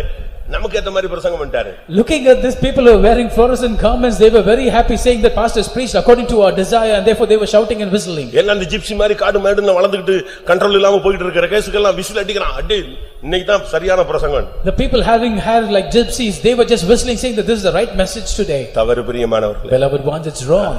நம்ம வசனங்களை ரொம்ப கரெக்ட்டா ஃபாலோ பண்ணணும். We have to follow the words of God as it is. இன்னைக்கு நீ புரட்டிரலாம், சமயத்துக்கு ஏத்த மாதிரிலாம் அழகா பேசலாங்க. Today you might topple the words as you like according to the situation. அவன் மேல போய் நிக்க முடியாது. But you cannot go and stand before the Lord. அதான் ஒருத்தர் சொன்னாரு, நியாய தீர்ப்புல ஒருத்தரை உட்கார வச்சுக்கிட்டு 60 வருஷத்துக்கும் அவனுக்கு பஞ்சாயத்து பண்ணிட்டு இருக்க மாட்டாரு.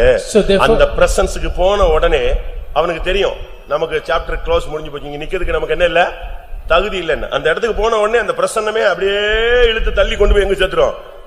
பாதாளத்துல தள்ளி விட்டு போயிடும். So the Lord will not have time to discuss all 60 years issues with a person, and therefore a person of God says that when once a person goes to the presence of God, automatically the presence will give the judgment based on his life. ரொம்ப கவனமா இருக்கணும். We should be very careful. இப்ப சமீப காலமா இப்படிப்பட்ட போதகர்கள் எல்லாம் புதுசா நெஞ்சிருக்காங்க, full speedல வராங்க.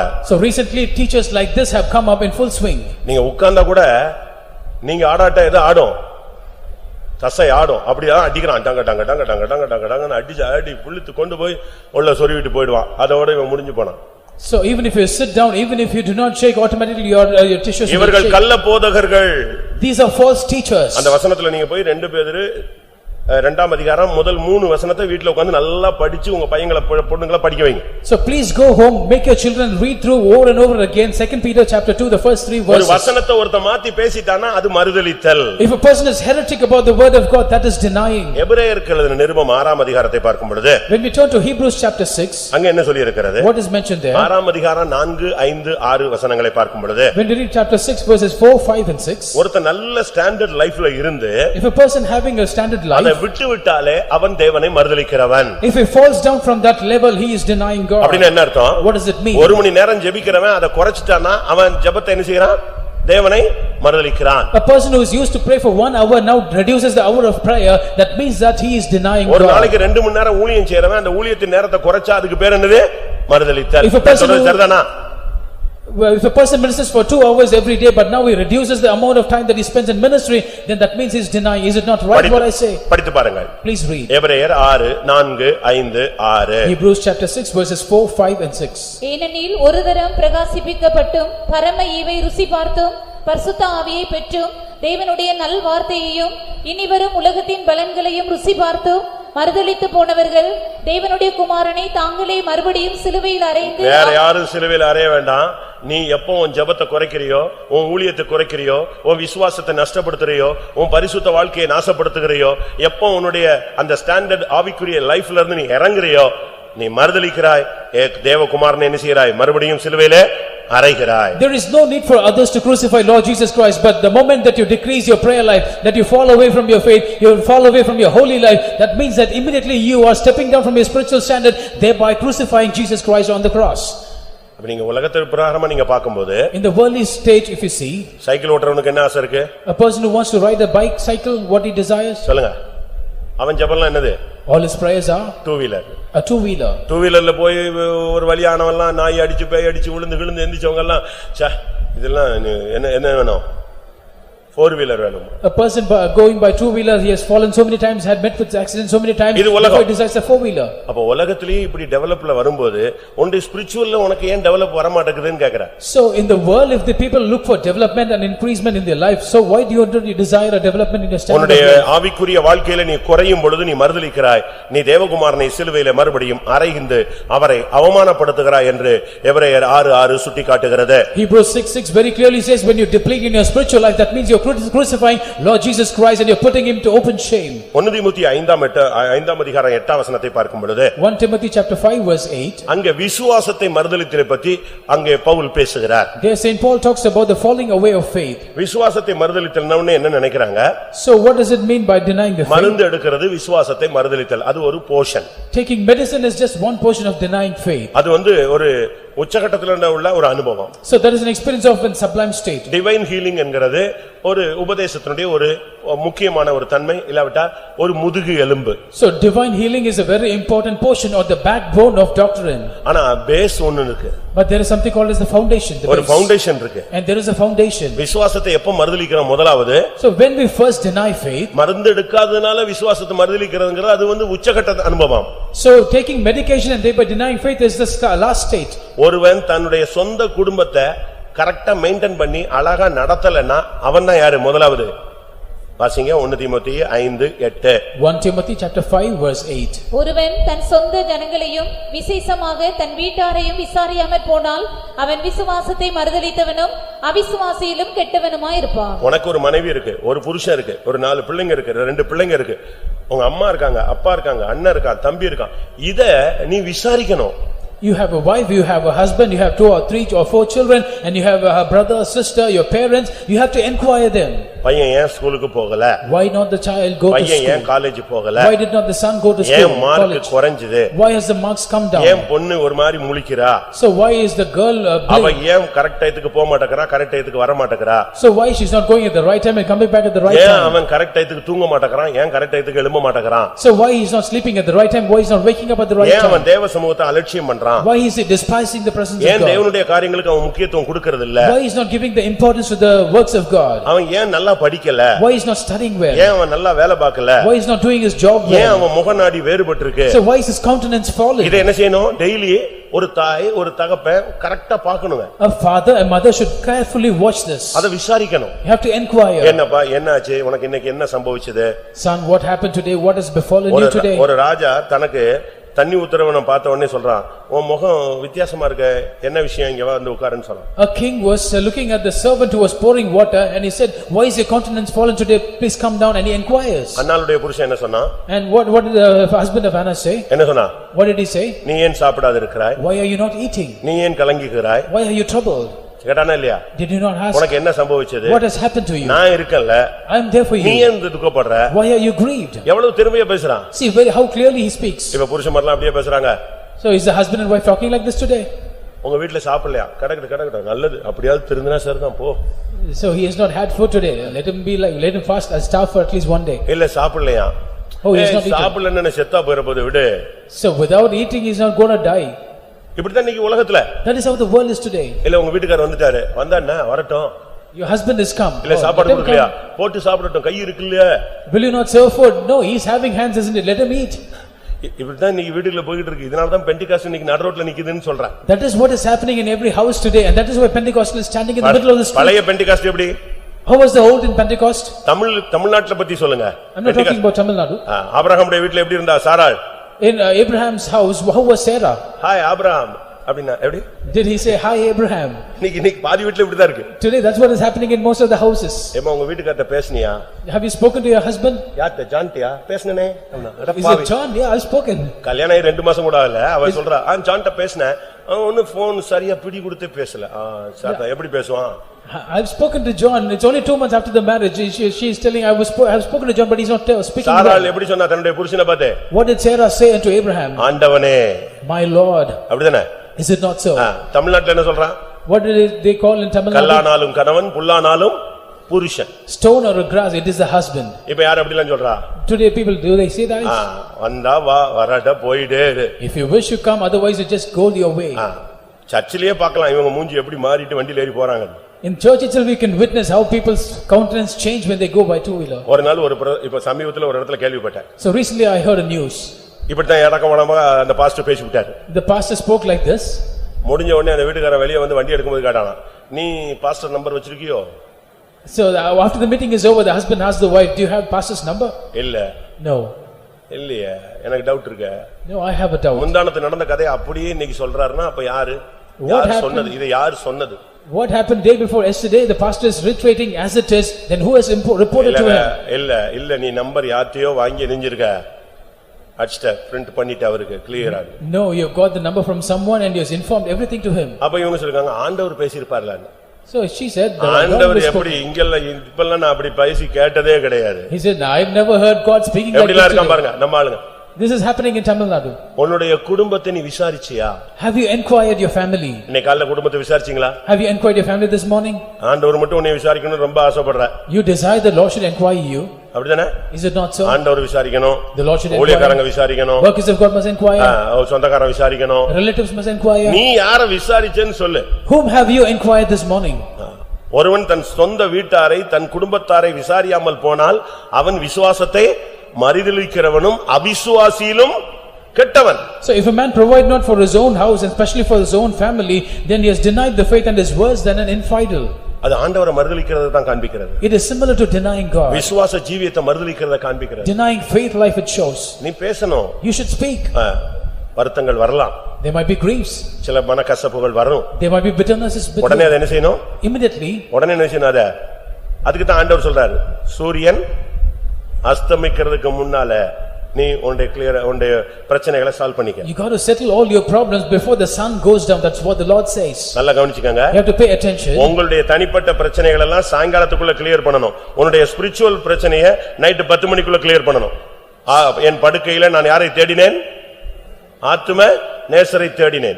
So by this desk you have to settle your personal problems, all your spiritual problems you have to settle before 10 o'clock before you go to bed, because in my bed I sought for my beloved. ஒரே நாள்ல நீங்க 10 trip மன்னிப்பு கேட்டாலும் தப்பே கிடையாது. So in the same day if you ask 10 times pardon to God, that's okay. அந்த மன்னிப்பு கேக்குற அந்த இருதயத்தை நீங்க பாதுகாத்துக்கணும். But you have to keep this mind, retain this mind of asking forgiveness. ஒருவேளை அப்படி கேட்டா அவங்க சொல்லுவாங்க, நீங்கள் கர்த்தரிடத்தில் மன்னிப்பு கேளுங்கள், என்னிடத்தில் கேட்க வேண்டாம். அப்படிப்பட்ட பயங்கரமான செயின்ட்லாம் நம்மட்ட இருக்கறாங்க.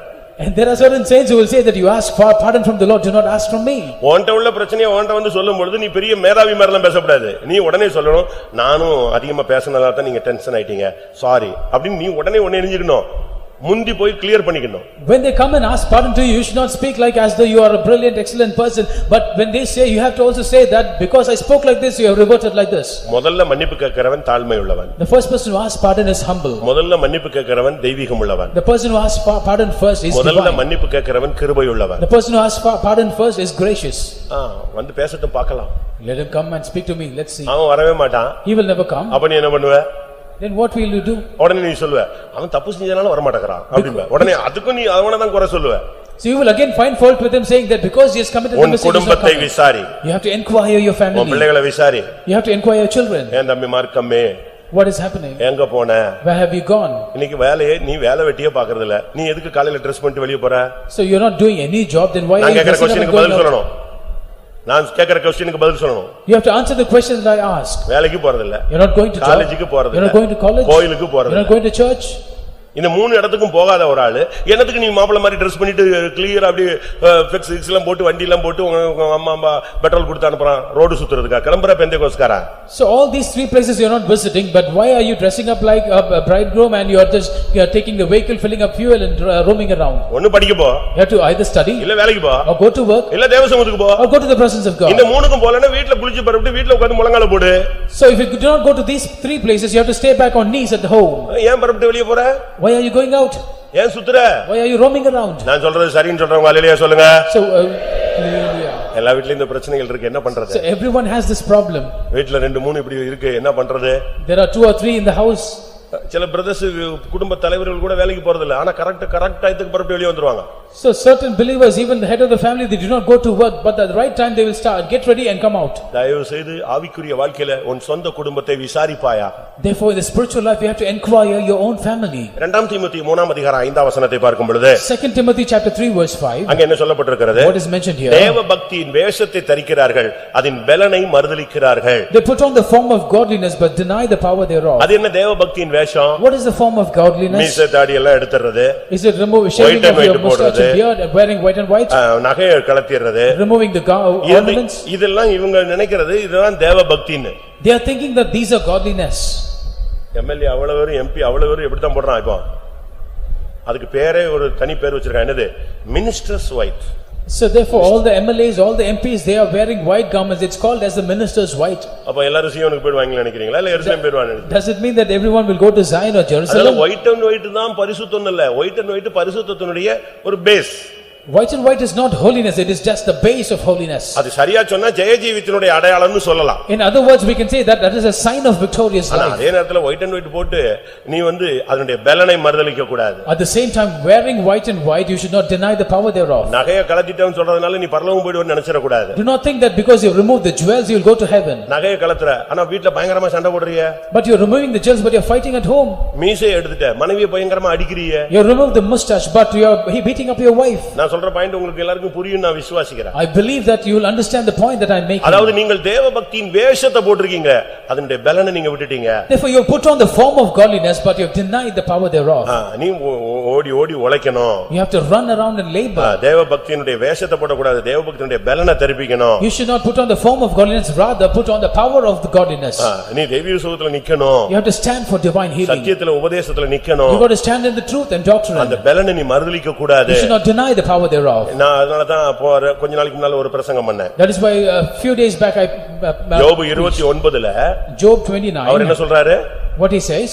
தேவன் என்னை காப்பாற்றி வந்த அந்த நாட்களின் சீர் இருந்தால் நலமாயிருக்கும், அதே போல தேவன் என்னை ஆசீர்வதித்த அந்த செல்வ நாட்களின் சீர் இருந்தாலும் நலமாயிருக்கும்.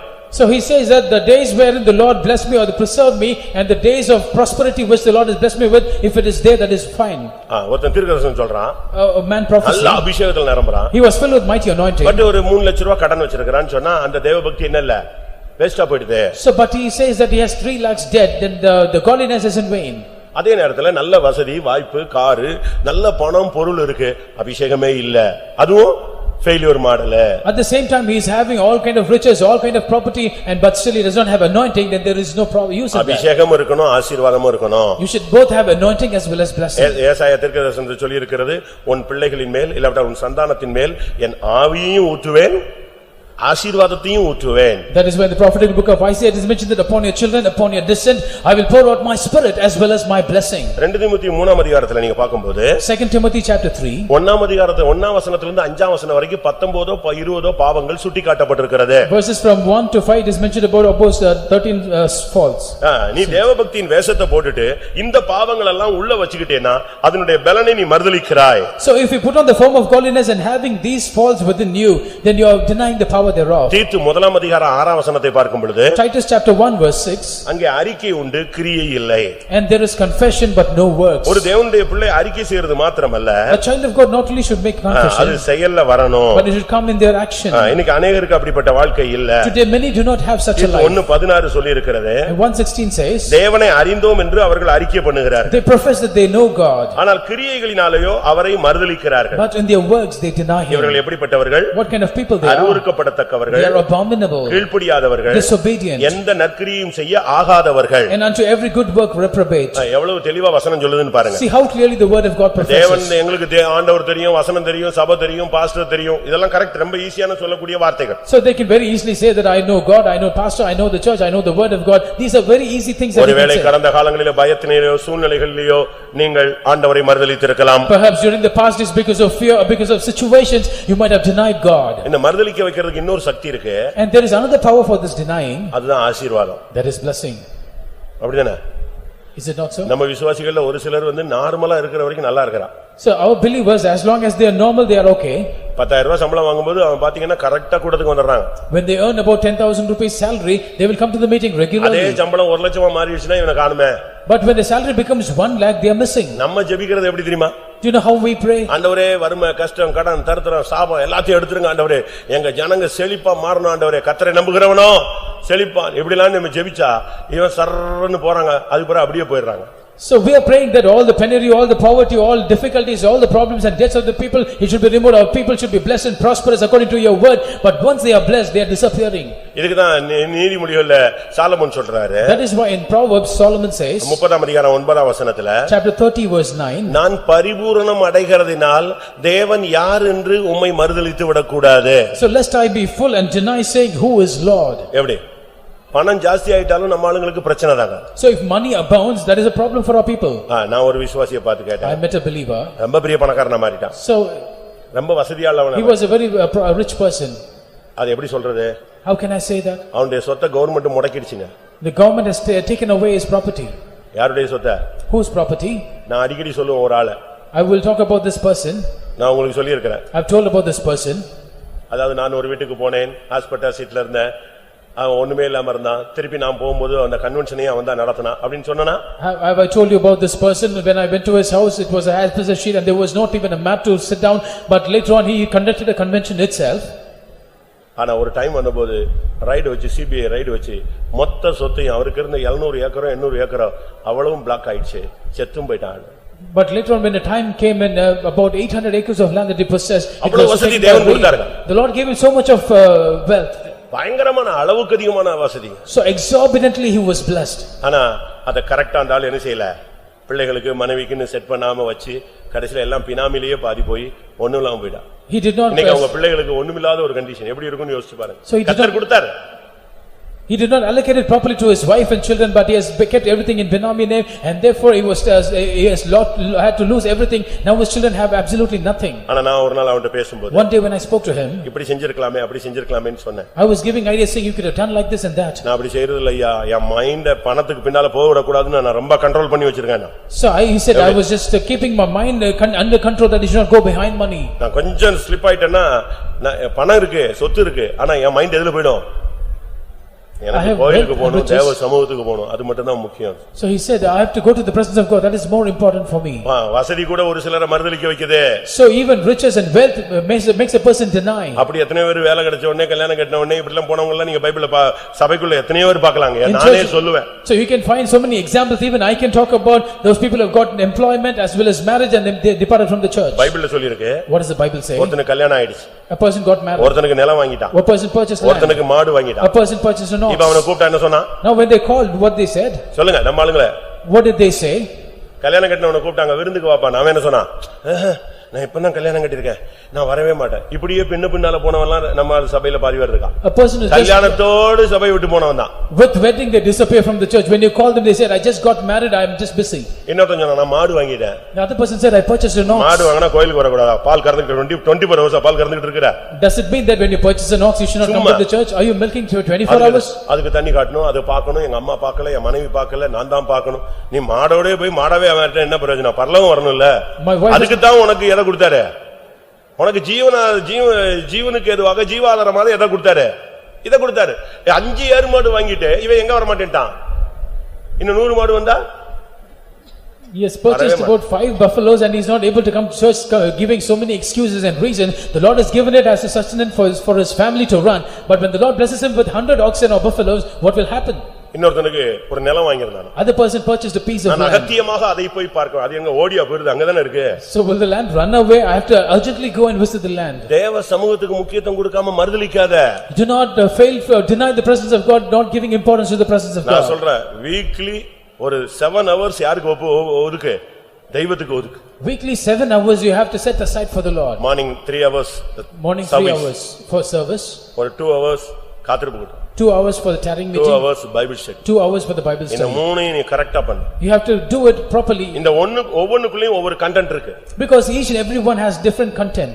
ஒண்ணுக்குள்ளேயும் ஒவ்வொரு ஜீவன் இருக்கு, அத தான் நான் சொல்ல வரேன். So in each and every meeting there is separate life. சபை கூடுதலை விட்டு விடுகிறவன் சபிக்கப்பட்டவன். He that forsaketh the assembling of the church is cursed. அப்ப சபை கூடுதலுக்கு வந்துட்டா எது போயிடுது? உன்னை விட்டு Therefore சாபம் போயிடுது. when you come to the assembling of the church, curse is automatically gone away. Okay, கர்த்தருடைய ஆவி எங்க உண்டு அங்கே விடுதலை உண்டு. For where the spirit of God there is liberty. அப்ப காத்திருப்புக்கு வந்தா உனக்கு என்ன கிடைச்சிருது? விடுதலை கிடைச்சிருது. When you come to a tarrying meeting you get deliverance. சத்தியத்தை அறிவீர்கள், சத்தியம் உங்களை விடுதலையாக்கும். அப்ப சத்தியத்தை அறியும் பொழுது ஜீவியத்துல உனக்கு விடுதலை கிடைச்சிருது. You shall know the truth and the truth shall set you free. Therefore when you come and know the truth there is deliverance. Brothers prayer போ. You go to brother's prayer. அப்ப அதுல என்ன இருக்கு? What is there? சொல்லுங்க, சகோதரர் ஒருமித்து வாசம் பண்ணுவது எத்தனை நன்மையும் எத்தனை இன்பமுமானது. So how goodly and pleasant it is for brethren to dwell Fasting together in prayer unity. Go to fasting prayers. அங்கே போனா நீ என்ன நடக்கும்? If you go there, what happens? இந்த பிசாசு, இந்த ஜாதி பிசாசு எதனால தான் போகும்? உபவாசத்திலும் ஜெபத்திலும் தான் வெளியே போகும். This kind of devil does not go out except for prayer and fasting. 4 மணி ஜெபத்துக்கு போ. So you go to 4 o'clock. அதிகாலையில் என்னை தேடுகிறவன் என்னை கண்டடைவான், காலைதோறும் அவருடைய கிருபைகள் புதிதா இருக்கிறது. He that seeketh early in the morning shall find me. Every morning his grace is new. Night 1 மணி நேரம் ஜெபம் பண்ணு. You pray 1 hour for the night times. இயேசுவோடு 1 மணி நேரம் விழித்திருக்க கூடாதா? Can't you not stay awake with Jesus for 1 சோதனைக்கு hour? உட்படாதபடி 1 மணி நேரம் என்னோடு கூட ஜெபம் பண்ணுங்கள். Watch and pray for 1 hour that you enter not into temptation. அப்ப ஒவ்வொரு ஜெபத்திலும் என்ன இருக்கு? Therefore each and every prayer, ஒவ்வொரு ஜீவன் இருக்கு. there is different life. அதத்தான் நீ கரெக்ட்டா பண்ணணும். That is what you have to do regularly. நீ ஒண்ணுமே பண்ணாம Sunday morning service only. So if you do not do anything but you come only for Sunday morning service, அப்ப ஒன்னையும் கொண்டு போய் பரலோகத்துல ஒரு நாள் விட்டுட்டு 6 நாள் நரகத்துல விட்டா ஒத்துக்குவியா? so if they take you to heaven and leave for 1 day and the rest 6 days they put you into hell with you, will it be okay? அப்படிதானே? Is it not so? தவறு. It's wrong. தேவனுக்கு அந்த டைத்தை நீ கொடுங்க. You got to offer the time to God. அந்த தேவனுக்கு அந்த டைமை கொடுக்கும் பொழுது தேவன் உனக்கு டைம் தருவார். When you give the time to God, God will give his time to you. அதனால தான் வேதம் சொல்லுகிறது. That is what the Bible says. அவர்களுக்கு கிரியை உண்டு. பரிபூரணம் அடையறதுனால ஒரு சிலர் என்ன செய்றாங்க? தேவனை மறுதலிக்கிறார்கள். And therefore they have their work and therefore certain people deny God for this purpose. உபாகமம் 28:47 பாக்கும்போது Deuteronomy 28:47 அங்க சொல்லி இருக்கிறது. it is mentioned நீ there. பரிபூரணம் அடைந்திருக்கும் பொழுது So when you are in fullness, நீ தேவனை துதித்து மகிழ்ச்சியோடும் களிப்போடும் நீ அவரை சேவிக்கணும். இல்ல உனக்கு அது வியாதியா மாறும். so you have to praise God and with joy and gladness you have to worship God, otherwise it will become a sickness. உபாகமம் 28:47-48 Deuteronomy 28:47 and 48 சகலமும் பரிபூரணமாய் இருக்கையில் நீ மனமகிழ்ச்சியோடும் களிப்போடும் உன் தேவனாகிய கர்த்தரை சேவியாமற் போனது நிமித்தம் சகலமும் குறைவுபட்டு பட்டினியோடும் தாகத்தோடும் நிர்வாணத்தோடும் கர்த்தர் உனக்கு விரோதமாய் அனுப்பும் சத்துருக்களை சேவிப்பாய். அவர்கள் உன்னை அழித்து தீருமட்டும் இருப்பு நுகத்தடியை உன் கழுத்தின் மேல் போடுவார்கள். எவ்வளவு நிர்பந்தமான ஒரு நிலவரத்துக்கு தள்ளப்படுகிறாய். So what a miserable condition you are pushed into. அதனால கர்த்தர் இன்னைக்கு உன்னோடு பேசுவார். Therefore the Lord is speaking to you. உனக்கு கொஞ்சம் பலன் இருக்கோ அதிக பலன் இருக்கோ மறுதலியாதே. So whether you have little strength or more strength, that's not a problem. நீ மறுதலியாமல் இருந்தால் If you deny not, உனக்கு திறந்த வாசல் உண்டு. and the open gate is before you, உனக்கு ஜனத்தை தருவேன். and I will give you people. உன்னை சோதனைக்கு தப்புவிப்பேன். I will cause you to escape temptation. உனக்கு ஒரு கிரீடம் உண்டு. There is a crown for நான் you. உன்னை தூணாக்குவேன். I will make you a pillar. என்னுடைய நாமத்தை நான் உன்மேல் எழுதுவேன். So I will write my name upon you. இதுதான் யாருக்கு கொடுக்கப்பட்ட வாக்குத்தத்தம்? And this is the promise given to whom? மறுதலியாமல் இருக்கிறவனுக்கு தேவன் கொடுக்கிற வாக்குத்தத்தம். This is the promise which God gives to them that deny அதை நீங்க not. சரியான விதத்துல விளங்கிக் கொள்ளணும். You have to understand this properly. உனக்கு கொஞ்சம் பலன் இருந்தும் நீ என்னுடைய நாமத்தை மறுதலியாமல், So because you had little strength, yet you did not deny my நீ name. உன்னை காத்துக்கொண்டபடினா Because you have kept. நான் உனக்கு திறந்த வாசலை வைக்கிறேன். I place before you an open door. சத்துருக்களின் பிடியில் இருக்கிற சாத்தானுடைய கூட்டத்தில் இருக்கிற ஜனங்களை நான் உனக்கு தருவேன். So I will give you the people who are in the hands of the clutches of the devil and enemies. பூச்சக்கரத்தில் உள்ள மனிதர்களுக்கு வருகிற சோதனையிலிருந்து நான் உன்னை தப்புவிப்பேன். So I will cause you to escape the temptation which shall come upon the world. உனக்கு ஒரு கிரீடம் இருக்கிறது. You have a crown. உன்னை என் ஆலயத்திலே தூணாக மாற்றுவேன். I will make you a pillar in my temple. என்னுடைய நாமத்தை, தேவனுடைய நாமத்தை நான் உன்மேல் எழுதுவேன். I will write my name, the name of God on you. எல்லாரும் கண்களை மூடுவோம். So let us all close our eyes. இன்றைக்கு நீங்கள் மறுபடியும் அவரை நேசியுங்கள். Today you love God once again. மறுதலித்து போன பேதுரு மறுபடியும் அவரை நேசிக்க ஆரம்பித்தான். Peter, who denied and left God, he once again started loving உன் him. சகோதரனை நேசி. You love your brethren. நீ அவருடைய நாமத்தை மறுதலியாமல் வசனத்தை கைக்கொள். So you do not deny his name but keep his word. எல்லாரும் கண்களை மூடுவோம். Let us all close our eyes. 3 தரம் மறுதலித்த உடனே 3 times after denying, அந்த சேவல் கூவினது. and the crow crew, அவனுக்கு உடனே வெளியே வந்துட்டாங்க. immediately he came out.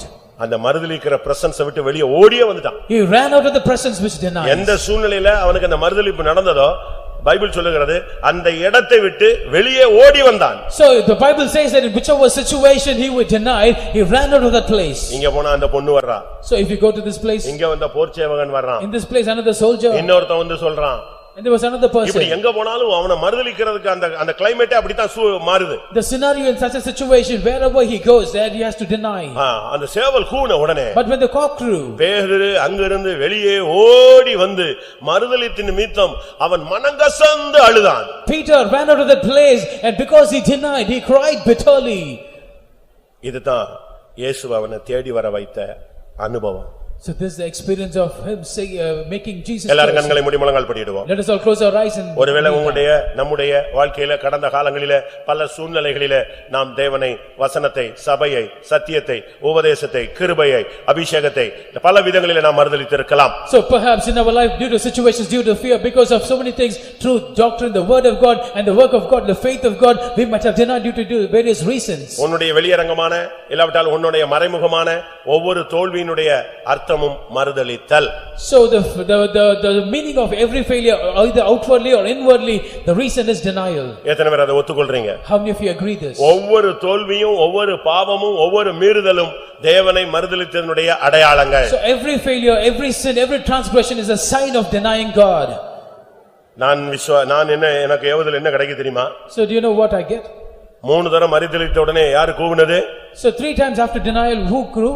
நான் சொல்றேன், இப்ப சேவல் கூவிக்கிட்டு இருக்குன்னு சொல்றேன். நான் Now I am telling you. 1 மணி நேரமா இந்த சேவல் கூவிக்கிட்டே இருக்கு. So for about 1.5 hours, the cock was crowing now. மணிக்கணக்கா கூவிக்கிட்டு இருக்கு. For hours together. நீ மறுதலித்த சூழ்நிலையை விட்டு வெளியே வா.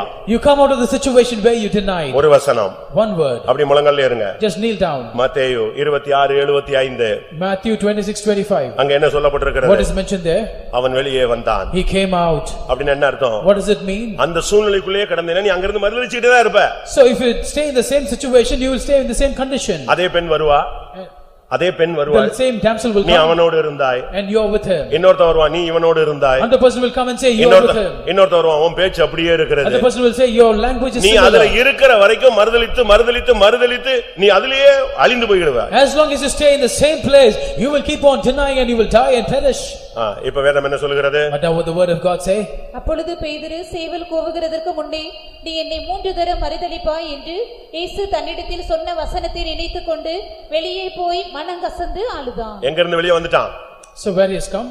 மறுதலிக்கிற சூழ்நிலையிலே அந்த இடத்தை, அந்த சர்க்கம்ஸ்டான்சஸ் விட்டு வெளியே வந்துட்டான். So he came out of the environment from where he denied God. அந்த இடத்துல நீ இருக்கிற வரைக்கும் மறுதலிச்சிட்டு தான் இருப்ப. As long as you stay in that place, you will keep on denying. விடு அந்த ஃப்ரெண்ட்ஷிப்பை விடு. You leave the friendship. நீ ஒரு இடத்துல மீட் பண்றியா, அந்த இடத்தை இனிமே அந்த இடத்துக்கு போகாத. The place where you meet, do not go to the place again. தேவ சித்தமில்லாத இடத்துல நீ நிக்கும் பொழுதும், தேவ சித்தமில்லாத இடத்தோடு நீ மனிதர்களோடு சேரும் பொழுது, தேவ சித்தமில்லாத இடங்கள்ல நீ உட்காரும் பொழுதுதான் இந்த மறுதலித்தல் வருகிறது. The place where which is not the will of God, where you stand, where you sit and where you meet people, that is where the denial comes. நீ மறுதலிக்கிற அந்த சூழ்நிலையை விட்டு வெளியே வா. You come out of the situation whereby you deny. இன்னைக்கு தேவனுடைய சமூகத்துல அழு. Today you cry in the presence of God. ஆண்டவரே, நான் உம்மை மறுதலித்து விட்டேன். Lord, I have denied you. உம்மை சபித்து விட்டேன். Lord, I have cursed you. உங்களை தெரியாதுன்னு நான் சத்தியம் பண்ணிட்டேன் ஆண்டவரே. Lord, I swear saying I do not know you. எவ்வளவு பெரிய துரோகம். What a treachery. ஒரு பச்சை துரோகியா நான் மாறி போயிட்டேன். Lord, I have become a traitor, Lord. என்னை நீ மன்னியும்னு கேளு. Please pardon me, you ask me. இனிமேல் நான் உம்மை நேசிப்பேன் சொல்லு. You say going forward I will love you. இன்னைக்கு இந்த வசனத்தை நீ இந்த கேட்டுக்கொண்டிருக்கும் பொழுது, Today as you hearken to these words, உனக்கு கொஞ்சம் பலனை கர்த்தர் தர போகிறார். the Lord is going to give you a little strength. அந்த கொஞ்சம் பலன் கூட இல்லாதனால தான் நீ மறுதலிச்சிட்ட. And because you didn't have the little strength also you denied. இனிமேல் Going நீ forward, ஒருபோதும் மறுதலியாது இருக்கிற அந்த கொஞ்சம் பலன் இப்போ இந்த அபிஷேகத்துல உனக்குள்ள வரப்போகுது. by now this anointing, a little strength is going to come into you, whereby you will never deny again. நான் ஒரு கேள்வி கேட்கிறேன். I'll ask you a question. ஆண்டவர் அந்த கொஞ்சம் பலன் அந்த பிலதெல்பியா சபைக்கு கொடுத்த அந்த கொஞ்சம் பலனை இன்னைக்கு எனக்கு தந்தா, நான் சாகுற வரைக்கும் இனிமேல் தெய்வத்தை மறுதலிக்க மாட்டேன்னு சொல்றவங்க உங்களுடைய கைகளை உயர்த்துங்கள். And those who say that the Lord, the little strength which the Lord had given to Philadelphia, if he would give it today to me until the death, until my last strength, I will not deny God. Pray, please raise your hands. அந்த Philadelphia சபைங்கிறது ஒரு மனிதன் அல்ல. The Philadelphia church is not one person. அங்க ஒரு பெரும் கூட்டம் ஜனங்கள் இருந்தார்கள். There was a large multitude of people. அந்த எல்லா ஜனத்துக்கும் அந்த கொஞ்சம் பலன் இருந்தது. But all the people had the little strength. அந்த கொஞ்சம் பலத்திலையும் கர்த்தரை மறுதலிக்காம நின்றார்கள். And with the little strength they stood firm for God, not ஆண்டவரே, denying. ஆண்டவரே, Lord, அந்த பிலதெல்பியா சபைக்கு கொடுத்த அந்த கொஞ்சம் பலனை எங்க குணவட்ட சபைக்கு கொடுங்க ஆண்டவரே. Lord, the little strength which you gave to Philadelphia church, please give it to our Konavatam church. எனக்கு தாங்க ஆண்டவரே. Lord, please give it to me. என் மனைவிக்கு, என் புருஷனுக்கு, என் பிள்ளைகளுக்கு தாங்க ஆண்டவரே. Give to my wife, my husband, my children, Lord. அந்த கொஞ்சம் பலனை எங்க ஊழியக்காரங்களுக்கு தாங்க. Lord, Lord, give the little strength to our workers. எங்க சபையில வர்ற புதிய ஆத்துமாக்களுக்கு தாங்க. Give that to our new souls to our church. எங்க சபையில உள்ள வாலிப பையங்களுக்கு பிள்ளைகளுக்கு தாங்க. Give that little strength to our young brothers and sisters in the church. பின்மாற்றத்திலும் தோற்று போயும் விரக்தி அடைந்து கிடக்கிற என் சபை ஜனங்களுக்கு இந்த கொஞ்ச பலனை தாங்க. People who are in backsliding or in wretched condition and in weariness, give them the little strength, Lord. இப்பொழுது கொஞ்ச பலன் கிடைக்கிற ஒரு நேரம். Now it's the time we have to receive the little strength. ஆனா நீ எடுத்த முடிவுல நிக்கணும். And you have to stand from the end. அந்த கொஞ்ச பலன் தாங்க ஆண்டவரே. Lord, give me that strength. நான் ஒருபோதும் உம்மை மறுதலிக்க மாட்டேன். Lord, never will I deny you.